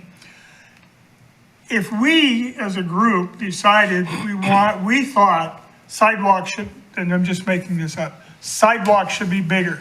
I recall the planning code is 5-foot sidewalks, or 6, something like that. For Suppose local, we said, yeah, for local streets, it's 5, for right, collector and if we arterials, decided it's 6. amongst ourselves, for whatever reason, that we really think 8-foot sidewalks should be mandatory, not what's existing, but any new development. We could make that recommendation to the planning commission. We could send our president to make a recommendation. So glad And you then said you could either do or president not and do it. chair. I mean, that's the planning commission's decision whether to follow that up. And if they decided that's a great idea, then they would recommend it to the city council. Have I got that system kind of worked out right? I would say yes. I might defer to Shannon. I mean, generally for a text amendment, it can be initiated by either city council or planning commission or staff. I mean, there's a lot of text amendments Somebody we could do initiate it, because of yeah. state law changes, and so we have to respond to it. It seems like that's all my life has been for the last couple of years. But yeah, I think that would be a fair way to say that. Yeah. They can. And you could say yes or no, we agree or don't agree. Right? Yeah, That's fine. yeah. So, and I mean, and I guess that's the other piece is, you know, one of the things, a lot of our standards when we come to like street width, sidewalk width, things like that, they live in our development code and design standards documents that Public Works has. They also are kind of driven by our transportation system plan overall, which is like a big plan that hasn't been updated since 2009, that we've wanted to update. It's been over there on goals for many years. They're very expensive to update. Yep. The one thing I will say is that with some of the state-driven legislation over the last couple of years, it does look like we will be getting a TSP update within the next Now, 3 can you years. okay. Yeah. So the example of sidewalk width, can the city make that decision? Yeah. I mean, you Yeah. know, I mean, you could either. Yeah, no, I mean, right now, so in our development code, there's section 2.302 street standards, which spells out what right-of-way widths are depending on what the street type is. And then there kind of talks about sidewalks on both sides. The actual design standard part kind of lives more with Bill than with me, but that would be within our power to But you change can that. change it. Yeah, like, I mean, it used to be 5-foot sidewalks was the Yeah, I standard. don't care And then what we it is. moved for like bigger streets or 6-foot separated sidewalks is the standard. Yeah. But That's then- in there now, but But that whole this- thing, This guy has any some single little bar-like piece power can be with changed. street improvements. He kind of has a magic wand a little bit in certain situations too, so, He does. but yeah. no, and I know we can't go back. Right. Okay, well, City Attorney Johnson, Public Director Lawyer, and Planning Director Wintham. I appreciate you guys coming in here and chatting with us because I think this is needed. We're digging into areas and seeing where we can help and making sure that we're taking the right roads to who we need to go to. And I think we don't understand as much as we need on how to work with planning. Public Works, you hear from us all the time, or I'm sending somebody to you. So, thank you. Thank you. I have one other thing tonight for the committee. Not, you guys don't need to be here for the review one, as far as I'm concerned. And this is the results of the speed volume study on Claggett Street, okay? This was done in August, I put my glasses on so I read my own writing. August 21st to the 31st, there's a couple days in there where the battery went dead on the equipment, so we don't have a full 10 days of data. We've got a solid 7 days. What the data shows, there's not a speeding problem, there's not a volume problem. The average speed, and I know that's not the criteria that we specifically use, but the average speed was like 20 miles an hour. The 85th percentile speed, which is in the neighborhood traffic management program currently, the adopted plan, the 85th percentile speed during this study, where did it go? It's here on the page. Oh, staring me right in the face and I can't see it. What I believe was 27 miles an hour. Yeah, there it is. Oh, 26 miles an hour, I'm sorry. Okay. 26 miles an hour eastbound, 27 miles an hour westbound. So clearly not a speeding problem while this study was done. The total volume, the average daily volume was in like 400 cars per day. So based on those results, there's no further action needed through the neighborhood traffic management program. Oh, hold on. What's the current adopted plan, not the proposed revised plan? So that information there, is that something that you feed to Mike Griffin so that he can give us those details? Because I think Yes. that would help. Absolutely. Close the loop for me that, hey, this was on the list and these are the reasons. Because I think, Mike, sometimes you're just like, yep, that was looked at. And I don't know if that's enough information. He just gave me, he was like 85% said it was only 26 miles an hour. And that to me is a lot more data that I can give to the citizens of why this didn't pass. Most you're gonna put it on. definitely. And actually, our police department is the one that does that study, sticks them out there, and then collects the data. So, Okay. I mean, that data can then be And come to you. tenant- So my the name. reason why, Madam Chair, is that we did not share that with you when asked originally is because it was not coming from this committee necessarily. It came from City Council, and it may have been inappropriate for us to share this with the committee prior to it going to the council. Okay. Hence why Director Lawyer was the one giving this information and not us.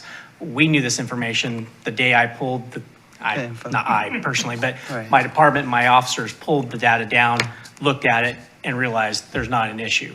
Okay. Hence, maybe why you didn't see But I Keizer think traffic there's a cops big- out in that area. That's where I'm honing in on this year is where is the area that we get to check this off and say, but also, which we do get a bit of a check mark, but maybe the second part of the check is why. And I think when we can get the information so that it can be passed to the citizens that, yes, this area was looked at. Tammy, you had some details? Did I hear you say that those mobile units count traffic as well as? top Yes, speed? the equipment the police department has does both speed and volume.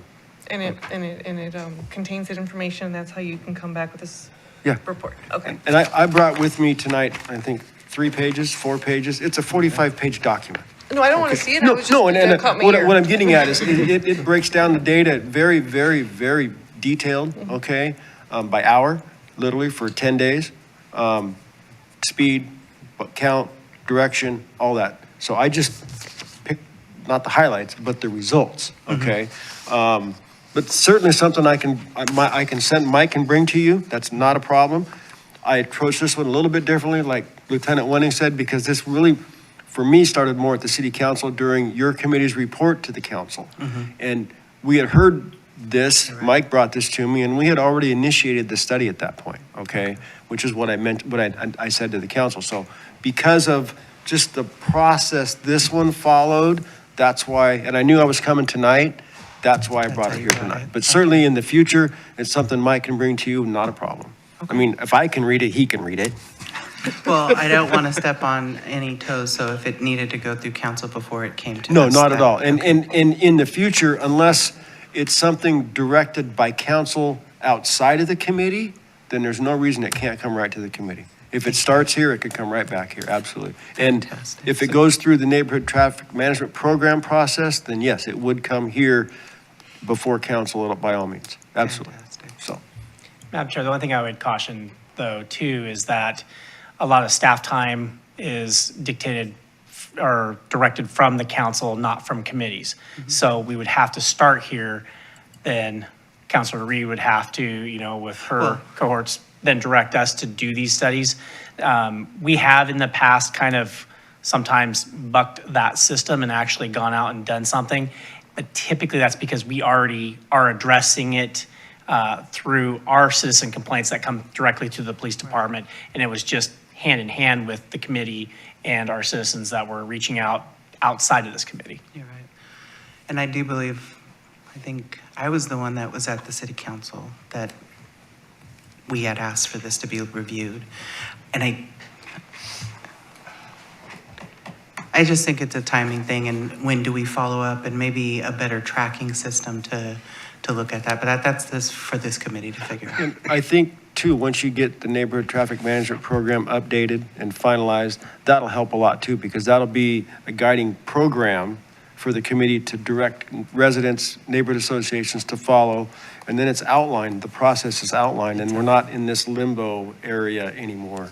That's what I And my recommendation to the committee is get that done, because that will be a good tool for everybody. They'll have the process and the path, and there won't be this, I don't really know what to do issue, you know? That's exactly. And that's not going to cover everything, and I don't mean to say that it will, but it'll help, I believe it'll help a number of these situations, so. Well, it's definitely been helpful to just hear how we're going to make sure that we can address these items to follow back up on. The NTM has been in our hands for a year now, and doesn't look like we're there yet, so this is going to be. No, but this has helped, actually. Tonight's meeting has helped tremendously to give me some guidance, because what we'll do, I'm not getting details, but we'll figure out what we recommend. We'll get your input and we'll go from there. I think you're getting close. I really do. You might not feel that way, but based on my review of it, I think you're getting close. And with Shannon's input from the legal aspect, I think we've got that cleared up now. Yeah. I feel that way, so now the committee knows how you can move forward and we can get this thing finished up, so. All right, Mr. DeBlassie.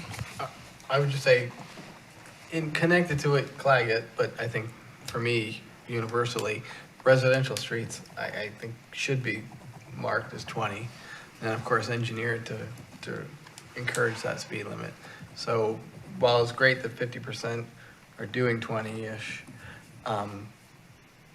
85 are doing, or 27 below. Enough evidence is out there that 20 miles an hour in residential areas is the safest speed limit. That's All right. Thank you. Okay, appreciate your time. Thank you. Thank you, Bill. Okay, we're moving on to the project spreadsheet review. I recommend we pin this till next time, because we're so far into the evening, unless anyone really Can we wants to. just email you, Tammy, to have things added to it? I thought we've talked about some things that aren't on there. Yes, you can add at any point in time. The intent with the spreadsheet is so that we as a committee can discuss, as we hear the complaints, we can say, well, we already addressed that on said date. This was the outcome based on X, which is where the data comes from to help us support that. But we first, excuse me, last we discussed, we were going to try to prioritize these so that if we were able to move forward with any recommendations, we knew which ones were more of a concern. So we have a lot to talk about with all these, and I was hoping at some point we'd have a whole group, allotment of time that we can really talk about them, and I don't think tonight's that night. But yes, you can always. I you can add to concur the with list. Tammy. We have a new principal at McNary who may have a different point of view about the crossing at Lock Haven and McNary. Okay. So, we can I'm talk fine her. with that. I think that just this committee needs to recognize, and I think we've heard it, is that the budget committee is definitely a platform to getting these things on there. So that gives us only about 7 months for doing this. A lot less than that. Thank you. Exactly. But I do want to say this, is thinking about the last 2 years, we've done better at our timing and looking at these things and when we should really start addressing them. And I do think this is just as big of a project as the NTM. So we will spotlight this document, between these two documents, the NTM and this project worksheet. We might just go back and forth on which ones. But tonight is NTM, Counselor. Yeah, that's all right. Sorry, yeah, that was my question. Again, Tammy was at the Community Diversity Engagement Committee, and so she knows kind of in depth what that was. And my intent was just to kind of give the committee an overview of some of that input. So if we could do that tonight, that would be great. Yes, for sure. No, when we got, Thank it's you. golden when we get you guys here, so I'm taking all the time up. So yes, we'll go ahead and push that to old business for next meeting. And for right now, we're going to go ahead with the update to the neighborhood traffic management program. And either Tammy, you could start, or we'll get the highlights from where we're at. Do you Do you want to Yeah, I have don't anything have to start? anything to add, except that it went through more review, and there's a lot of input that I need to filter through and see what's there, and then, because I think there's a lot of duplication, is where I'm going. Anyway, point is, I definitely want to hear. Okay, and I will be brief. You have lots of pages to look through in the packet, and again, Tammy has this in detail, and so she'll take that. So I just wanted to hit some highlights here. So as we mentioned, there were lots of issues with the 75% thing, so we're looking at that. The communication, it would be nice to have those in multiple languages, at least English and Spanish. So that would be helpful. Any kind of verbiage that says citizens, we would recommend changing that to residents, just to, again, be clear on that. And then this was more of a sort of general suggestion, but we all kind of like this, about having an online suggestion box that kind of was in the, of what Mike was saying earlier about, for the specific for traffic safety bike ped, but also for all committees. An online suggestion box would be a great, great thing for a lot of people for a lot of reasons. No, I think that's a good one. And then just I just wanted to go through the lens that we are looking at through this. All neighborhoods should receive equitable treatment, not necessarily equal, but equitable treatment. And so that's an important part of it.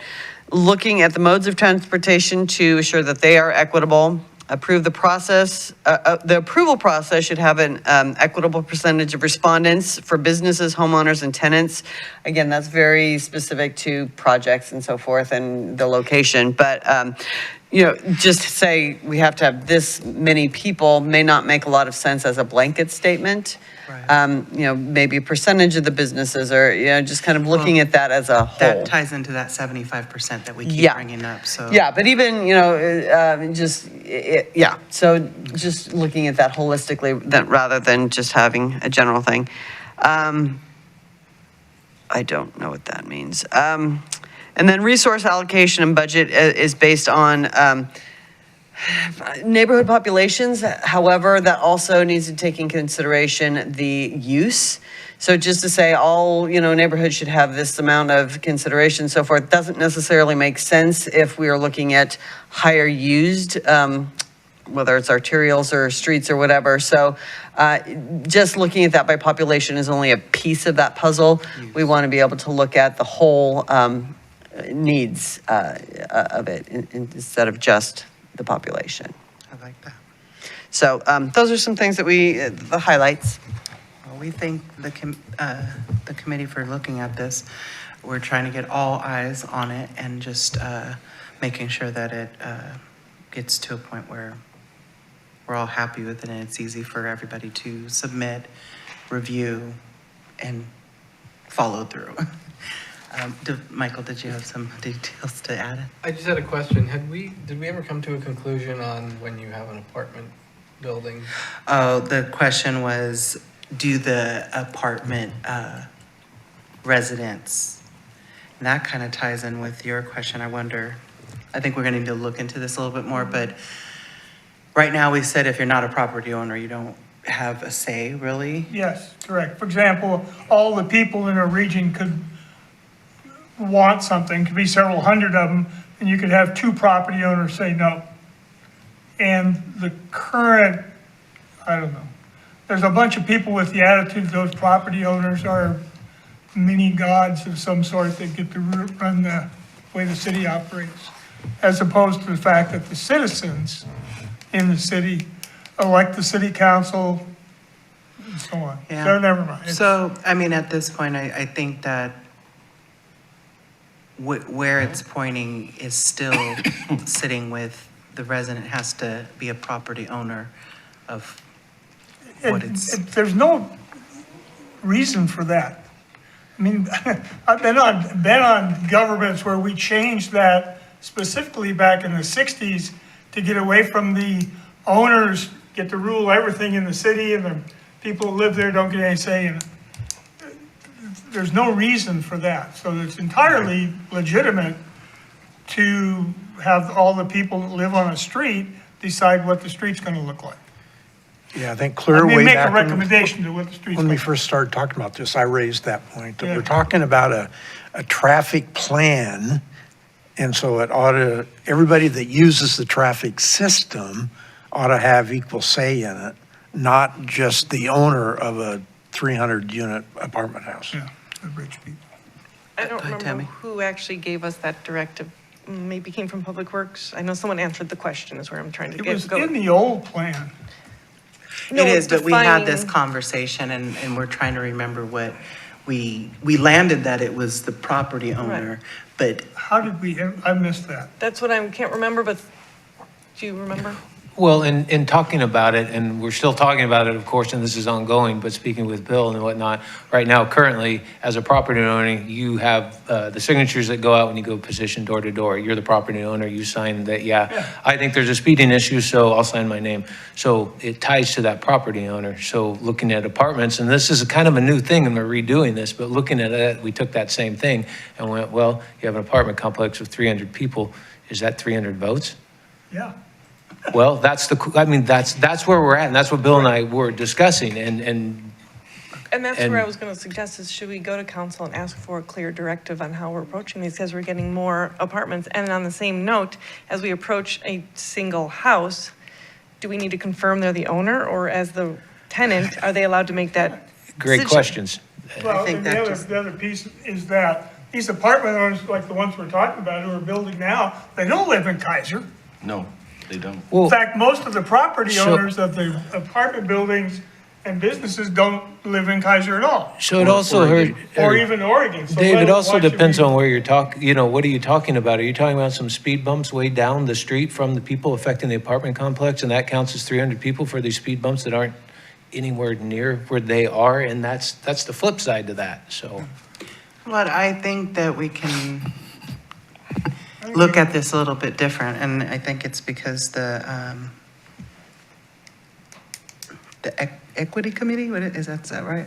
That's Community Diversity and Engagement Committee. the piece that I'm hitting on with you is the usage, but I do think that can be in some observations that is gathered to decide that information. So maybe we are capturing it, and I just think we're not saying it the right way.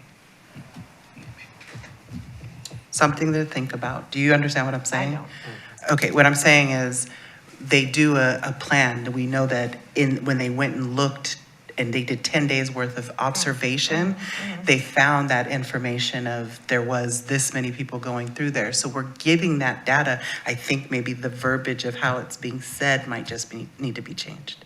We'll work on it in the background. I guess there'll be another meeting. Okay. Michael, did you have a follow-up? Well, I totally agree with David that the residents should have the voice.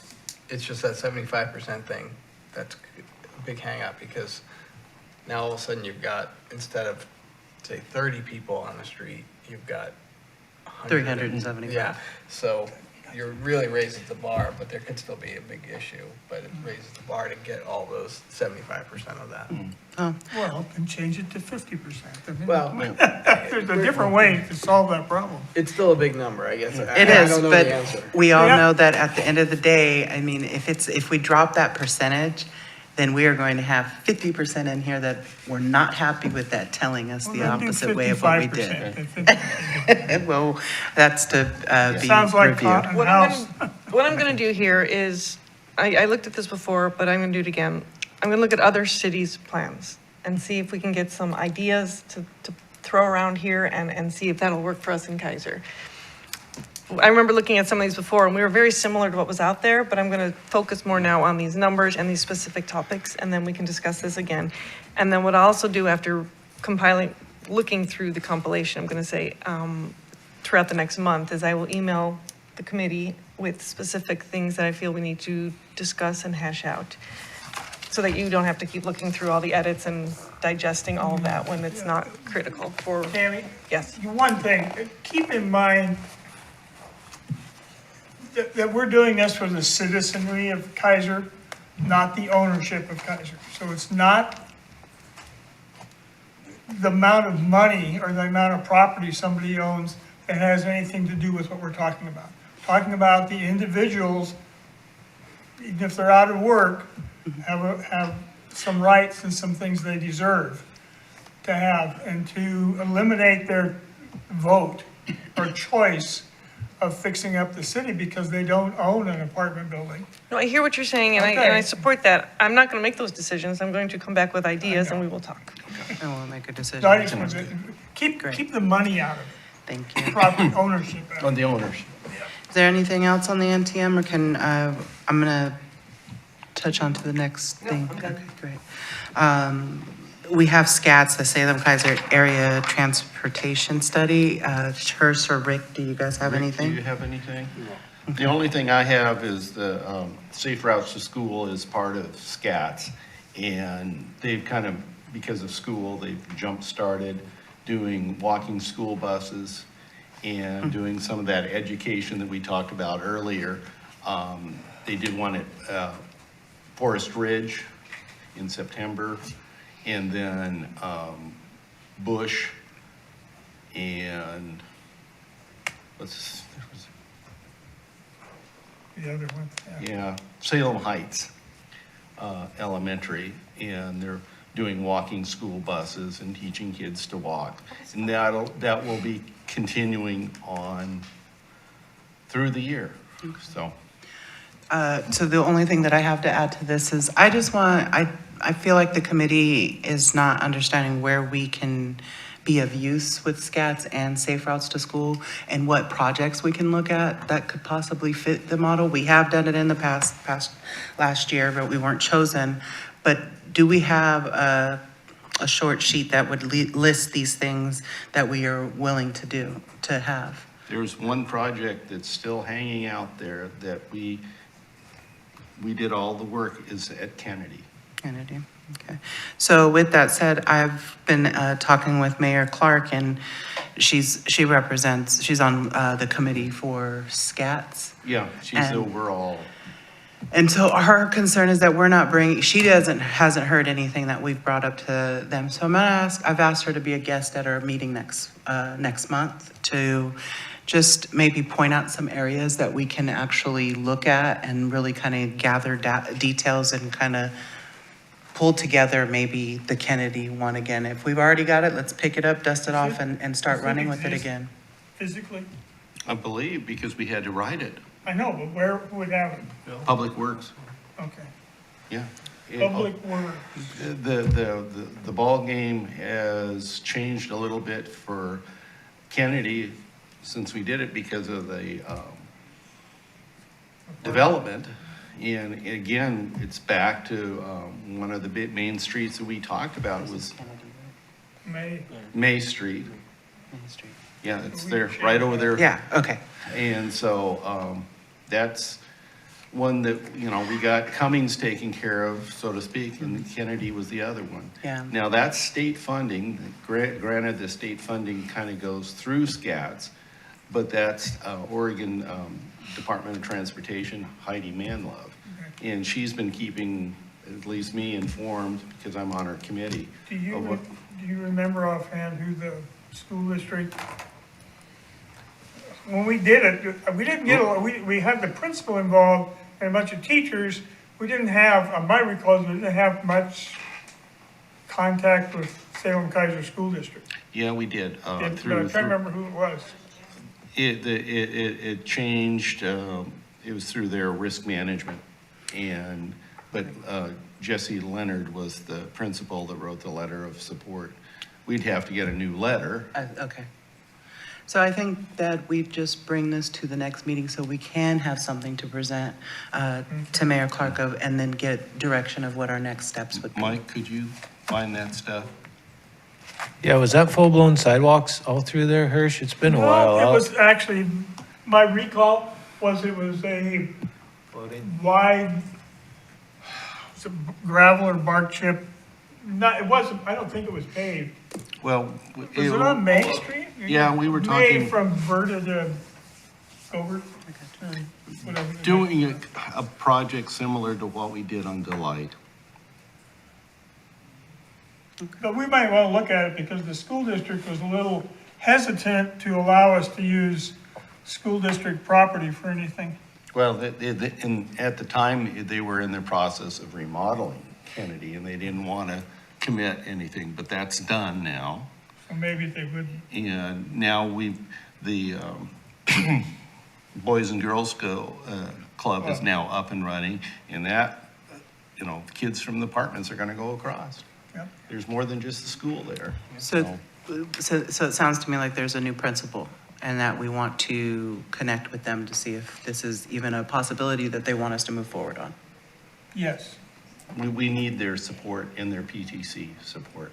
And is this something that we can get done before the next meeting? Like at least a conversation to report back on? How about that? Did you get that? I don't know if I can or not. I could try. Tammy. You know the principal. Send me the letter, I will give it to Miranda, I have a meeting with her this coming week. Well, she should have a copy. Jesse had the whole copy of the, our analysis, our walking. Ask her for the safe routes to school proposal for Kennedy that she has in her file cabinet. Perfect, thank you. Thank you. Okay. I just wanted to reiterate that I think it's good to do the thing for Kennedy, but I do hope we apply for the blanking on the what it's called, basically the investigation of all the areas in Keizer for school. So that way we can have that list ready to go for when we apply. I agree. They look at the whole city, every school within a mile. This is a grant that we have to apply for? Yeah. Yes, that's the first, so the way, and since you know more about the site, the way I understand it is, there's like two different grants. One is to do the investigation assessment, and Okay, then second is the okay. construction, But- which is the match component that we struggle with. Right. But the investigation component is done by the school district through their safe routes coordinator with SCATs. Right. Not us. Right. But we do have to apply, right, as a city to apply. For the engineering part, For the assessment part too. just for the engineering. That's what he's saying, that's under the school district.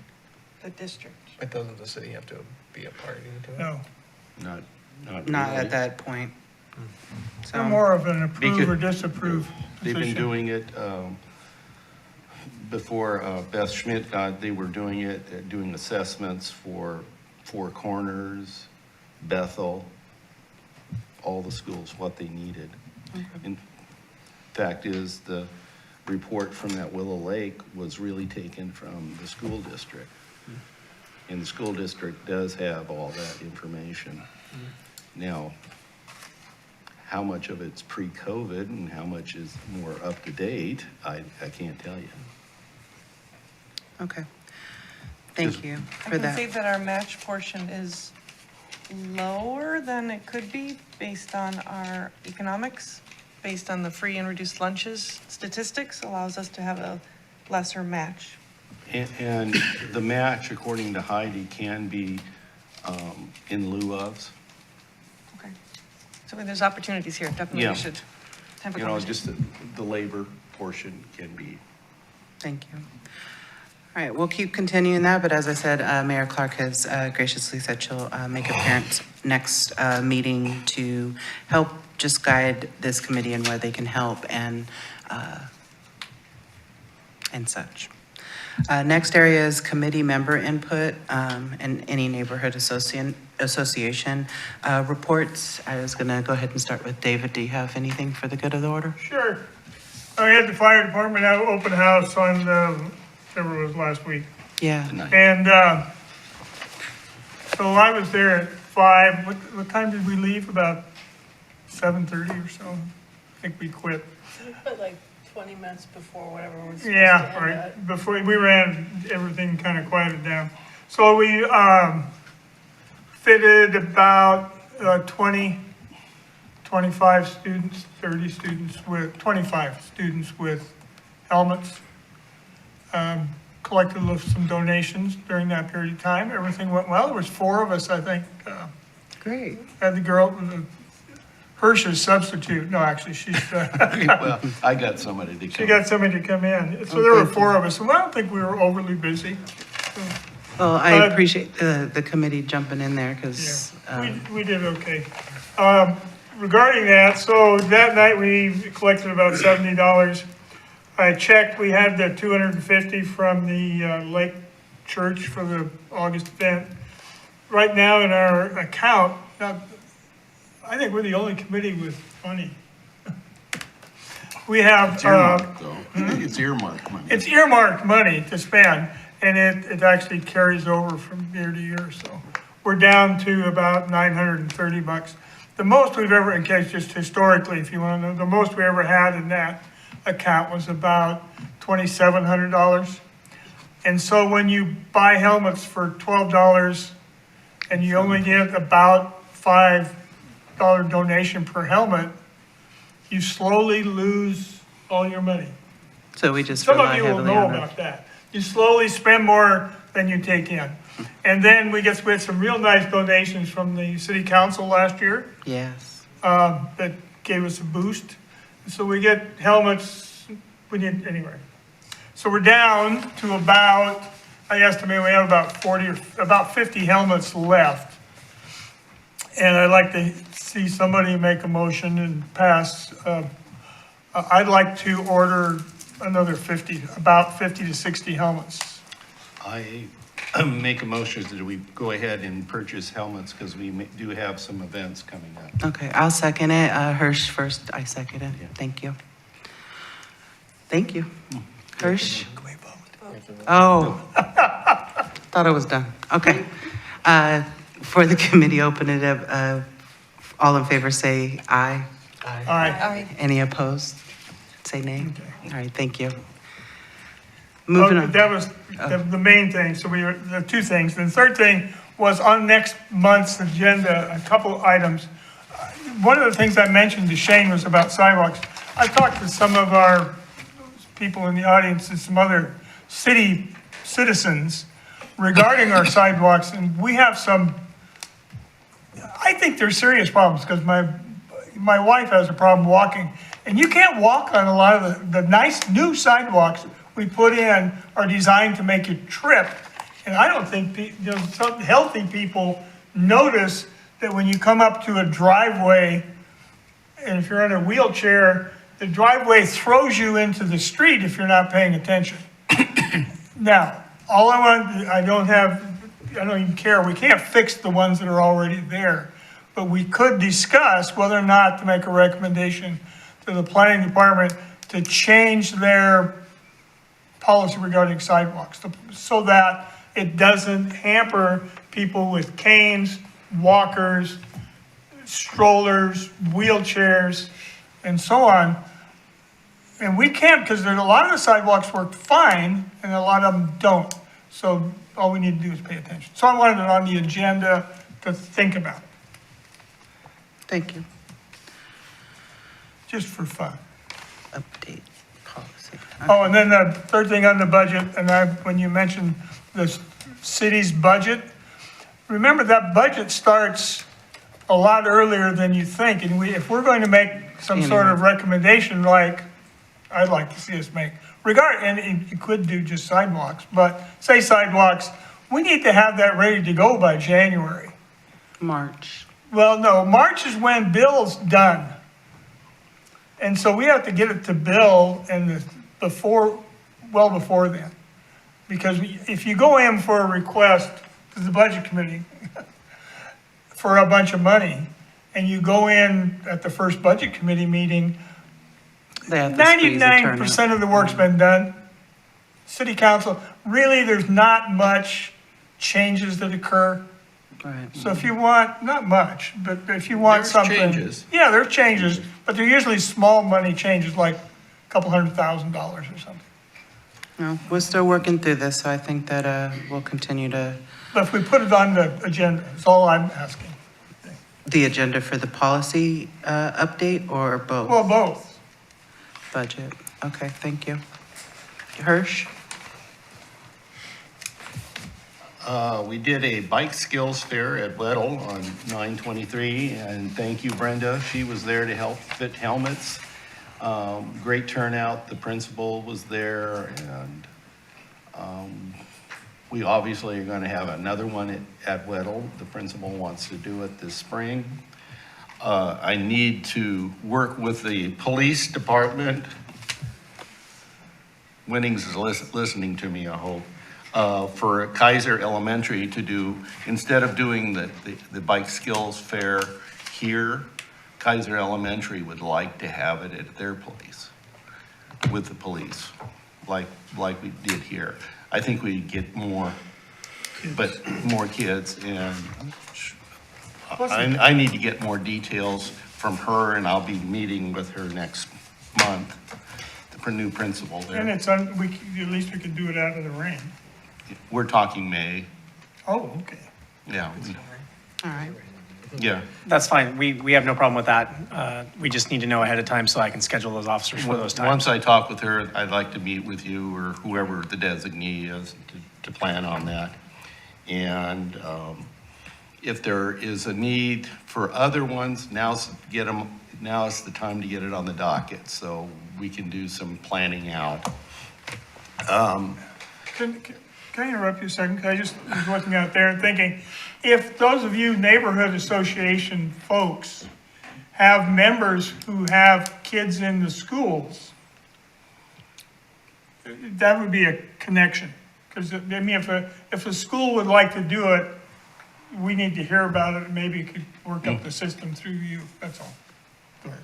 I have sent Hirsch an email. I have about 25 families interested in the bike skills fair. Okay, well, all we need is a location. If it wants to be School. at Kennedy or whatever, we just kind of want them all booked by January.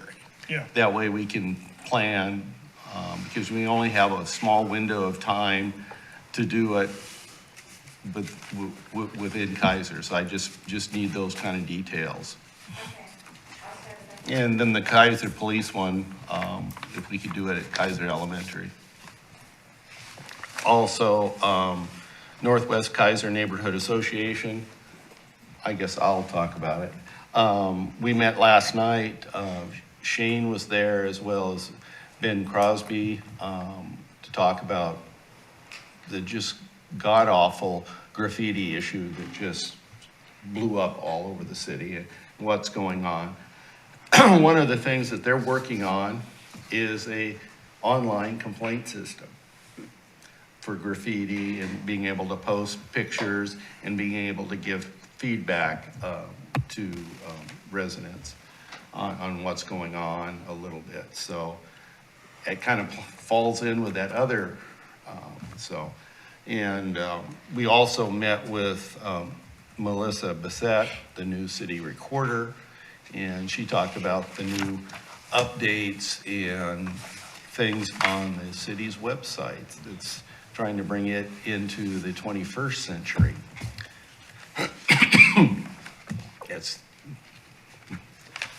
That's the end for me. Mr. Bain, thank Yep. you. Madam Chair, may I say something? Yes. So Hirsch mentioned the graffiti portal. We actually have that up and running on our website right now. It's up and active. You can share that information, and then we follow up with our community response unit. So that is available. One thing that we are working on is we have 4 kits right now that are community kits to, they're put together. What we're working on now is a checkout list on how we're going to check them out to citizens.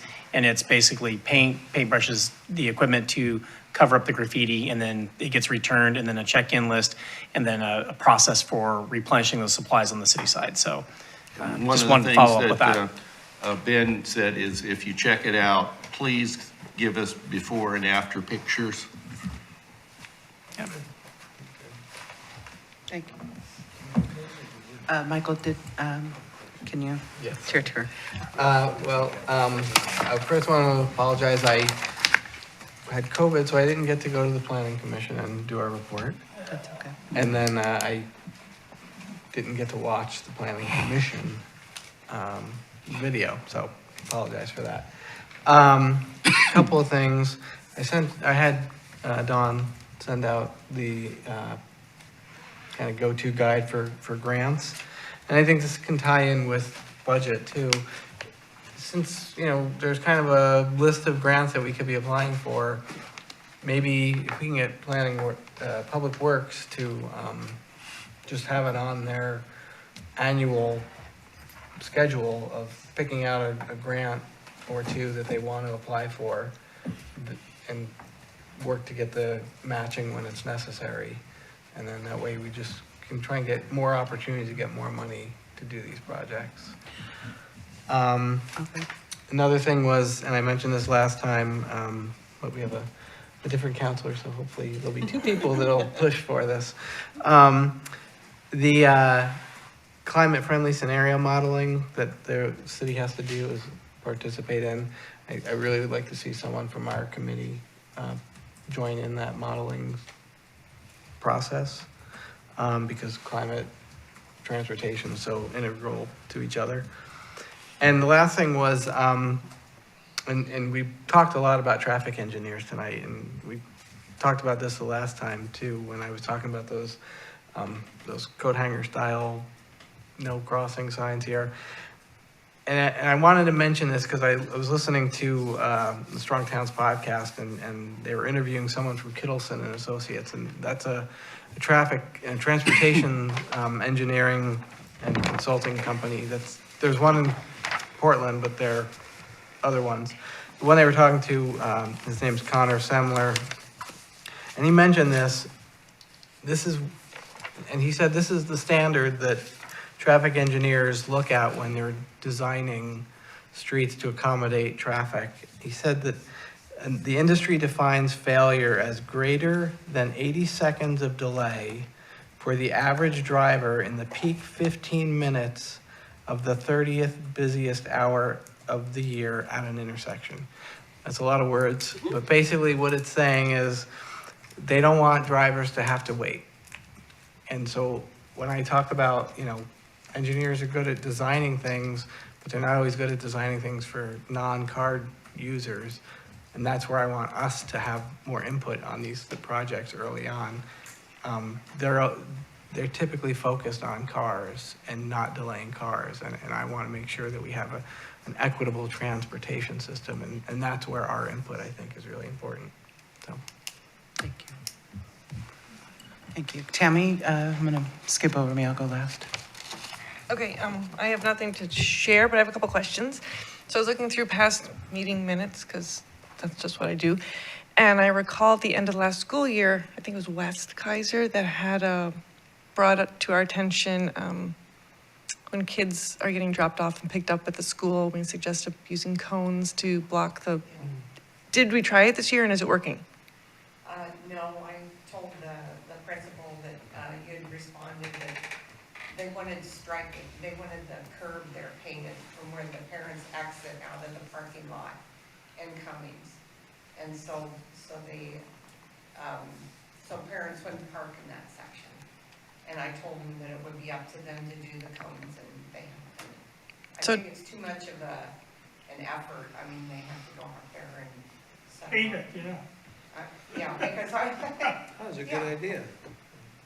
So no cones and no It's a paint? volunteer or staff or somebody to do it every day. So, yeah.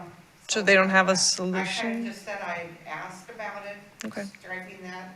I still think that painting it is pretty cheap and,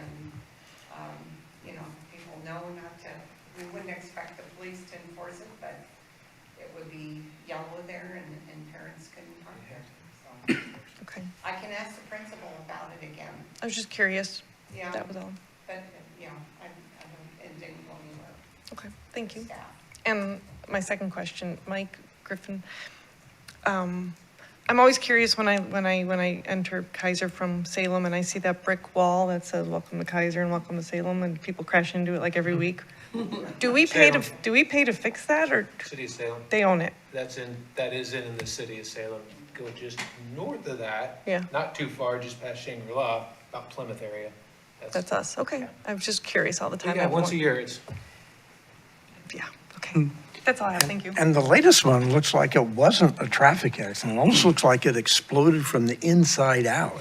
I mean, it didn't, there's no tracks leading up to it this time, like there always has been before. Like tree roots are pushing it out. Speaking of tree roots and sidewalks, something like that. Probably an e-bike kid. Probably the trees. All right, Brenda, do you have anything? Somebody got here.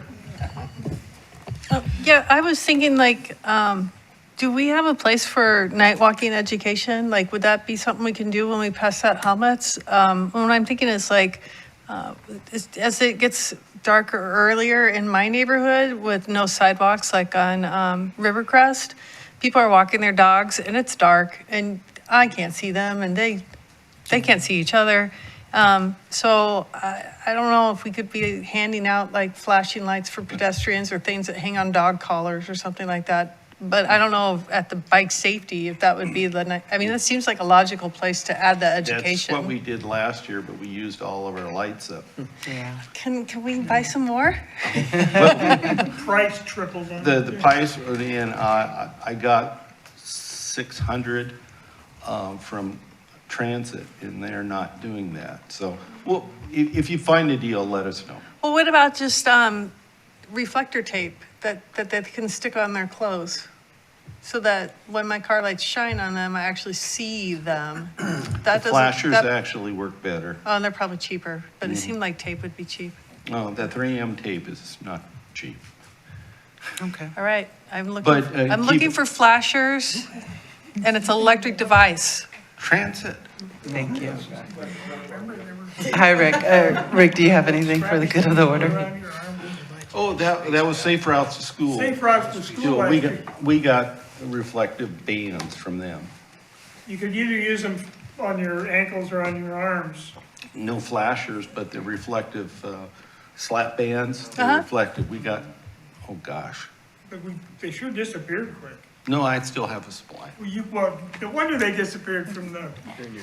Yeah, I looked in the wrong garage. Yeah, wrong garage. So yes, at all the bike events, we try to give those away. Okay. Rick, did you have something? Michael, I feel like compelled to defend my former colleagues at Kittleson and TKS and all the other traffic engineers. That standard is excessive weighting. You said they didn't want them to wait. I'd say it's excessive weighting, because then all kinds of bad things happen. You know, once you get away from the congestion, you speed up to make up time. You cut through neighborhoods. You kick the dog when you get home. I mean, all those kind of bad things when the delay is really excessive. And that's really what that standard's about. And I think Kittleson's actually doing a really good job. I just think. I worked with them for years, Yeah, so yes, they do. 80 seconds. I mean, if you're a pedestrian or a bicyclist, you'd be happy with the 80 seconds. All right. Thank you. So I'm going to wrap it up with, we are in October and next month is yes, it is November, but no, next month, I'm sorry, I'm looking at Dawn to help me. We have 3 open positions that are opening up on this committee.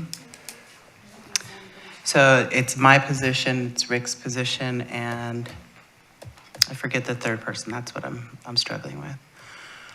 I wanted to make the committee aware that I will be stepping down as chair, so we're going to need to talk about replacement here. That vote comes in January. And also, who's going to be, do we have any extra people if they're coming off?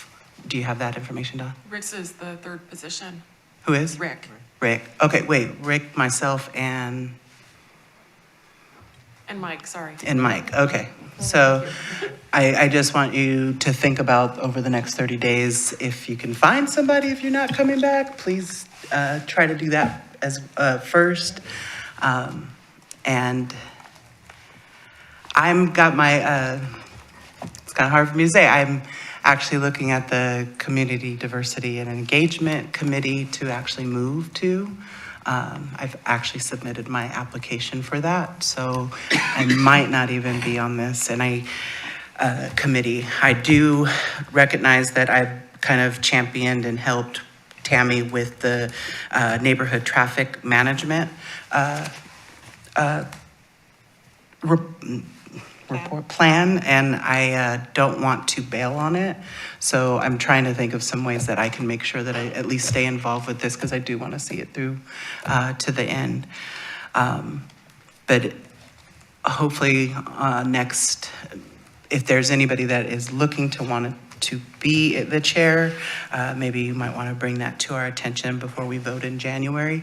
Now, mostly we don't do the December meeting, and that's why I'm bringing this up now, is because it's like the week before Christmas and nobody's head is on, well, I mean, it is on safety all the time, but I'm just saying, coming to this meeting, I'm usually always canceling this one.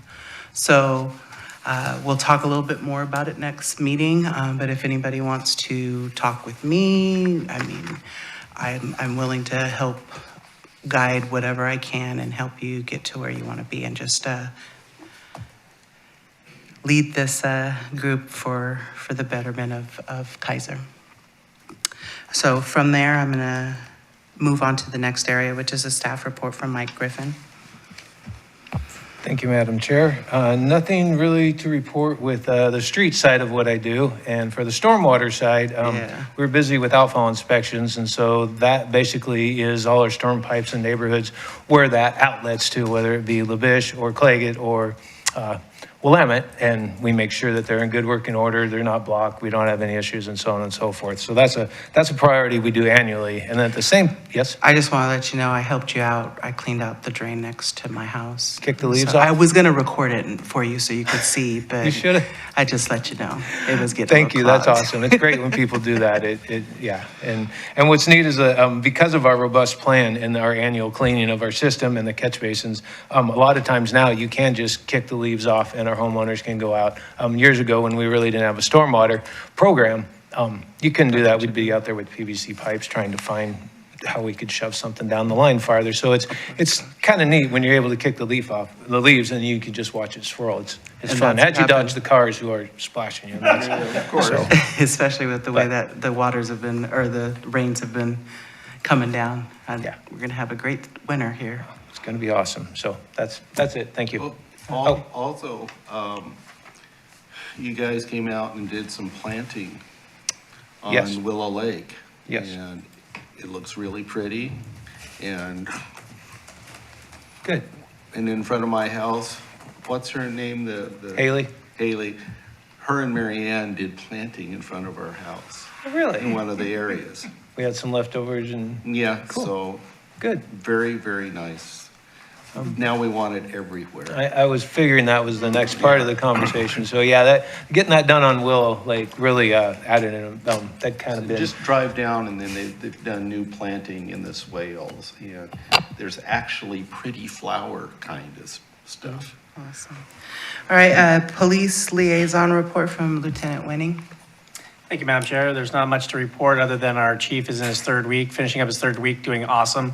We love him. He's a great guy. He's impassioned about taking care of his people so that when we go out, we don't have to worry about internal strife. We can actually serve our citizens. So really happy about that. We, since the last meeting, replaced Lieutenant Copeland, who's now chief, with another patrol lieutenant who ended up being Timothy Hine. He is a 3-year officer here, came from Silverton, and we think he's the best person for the position, and he's going to do a great job for us. So I think we've got our admin team pretty strong right now, and in addition to that, we are currently working on an organizational chart. So I'll hopefully, by next meeting, have a little bit more information on where our traffic team is going, because we, as I mentioned I believe I mentioned last meeting that we're freezing 3 positions. And the traffic sergeant, Sergeant Dave Leday, who retired, we're not backfilling his position. So we have to move the traffic folks to another supervisor. For the short term, hopefully the city will find a way to maybe do a mid-year adjustment or find some funding that's sustainable in the future so that we can bring back those 3 positions, because we truly believe I've been on traffic safety or had my hand in it since 2,000. So it's important to me, and I'm going to keep pushing that envelope until we know that we've got that locked in for Keizer. So that's all I have. Go ahead, Brenda. Is this, like, I went to the West Keizer Association meeting. Do I report on that, or do they report on that? Well, you can give your observation and maybe make any notes that Do you you guys want. talk? Go ahead. Oh, thanks. So we had the new fire chief came and explained the fire levy, is that correct? And it explained that it's the funds that they're currently using, I'm probably going to butcher this, so please step in, but the funds they're currently using for us were set like 10 years ago, and they have 75% more calls now than they did. But they're already like paying their staff lower, so they're not asking for funds to raise they're asking to maintain their current service and maybe up one fire truck so that they can continue to do their calls. So vote yes on the fire levy. It's just assurance so that when you need an ambulance, you can get an ambulance in like 6 minutes and not a half hour. Awesome. Thank you for those notes. Was that all that you had, Lieutenant Wenning? Yes, Madam Chair. Thank you. Then that brings us to council liaison report. I need to look at you. Read, council. Yes, no, that's fine. It's not up there. I don't really have anything else to add to the conversation that hasn't been already shared. Thank you all for your efforts in this. I know it's a lot of work, a lot of clarifying, and so thank you for your patience and your work. Doing the good work. Awesome. Well, that wraps up everything on here. Our other business is reporting and monitoring the planning and council on November 6th and November 8th is Tammy Saldivar. Thank you. And with that, our next meeting is November 16th. I'll call it. Thank you.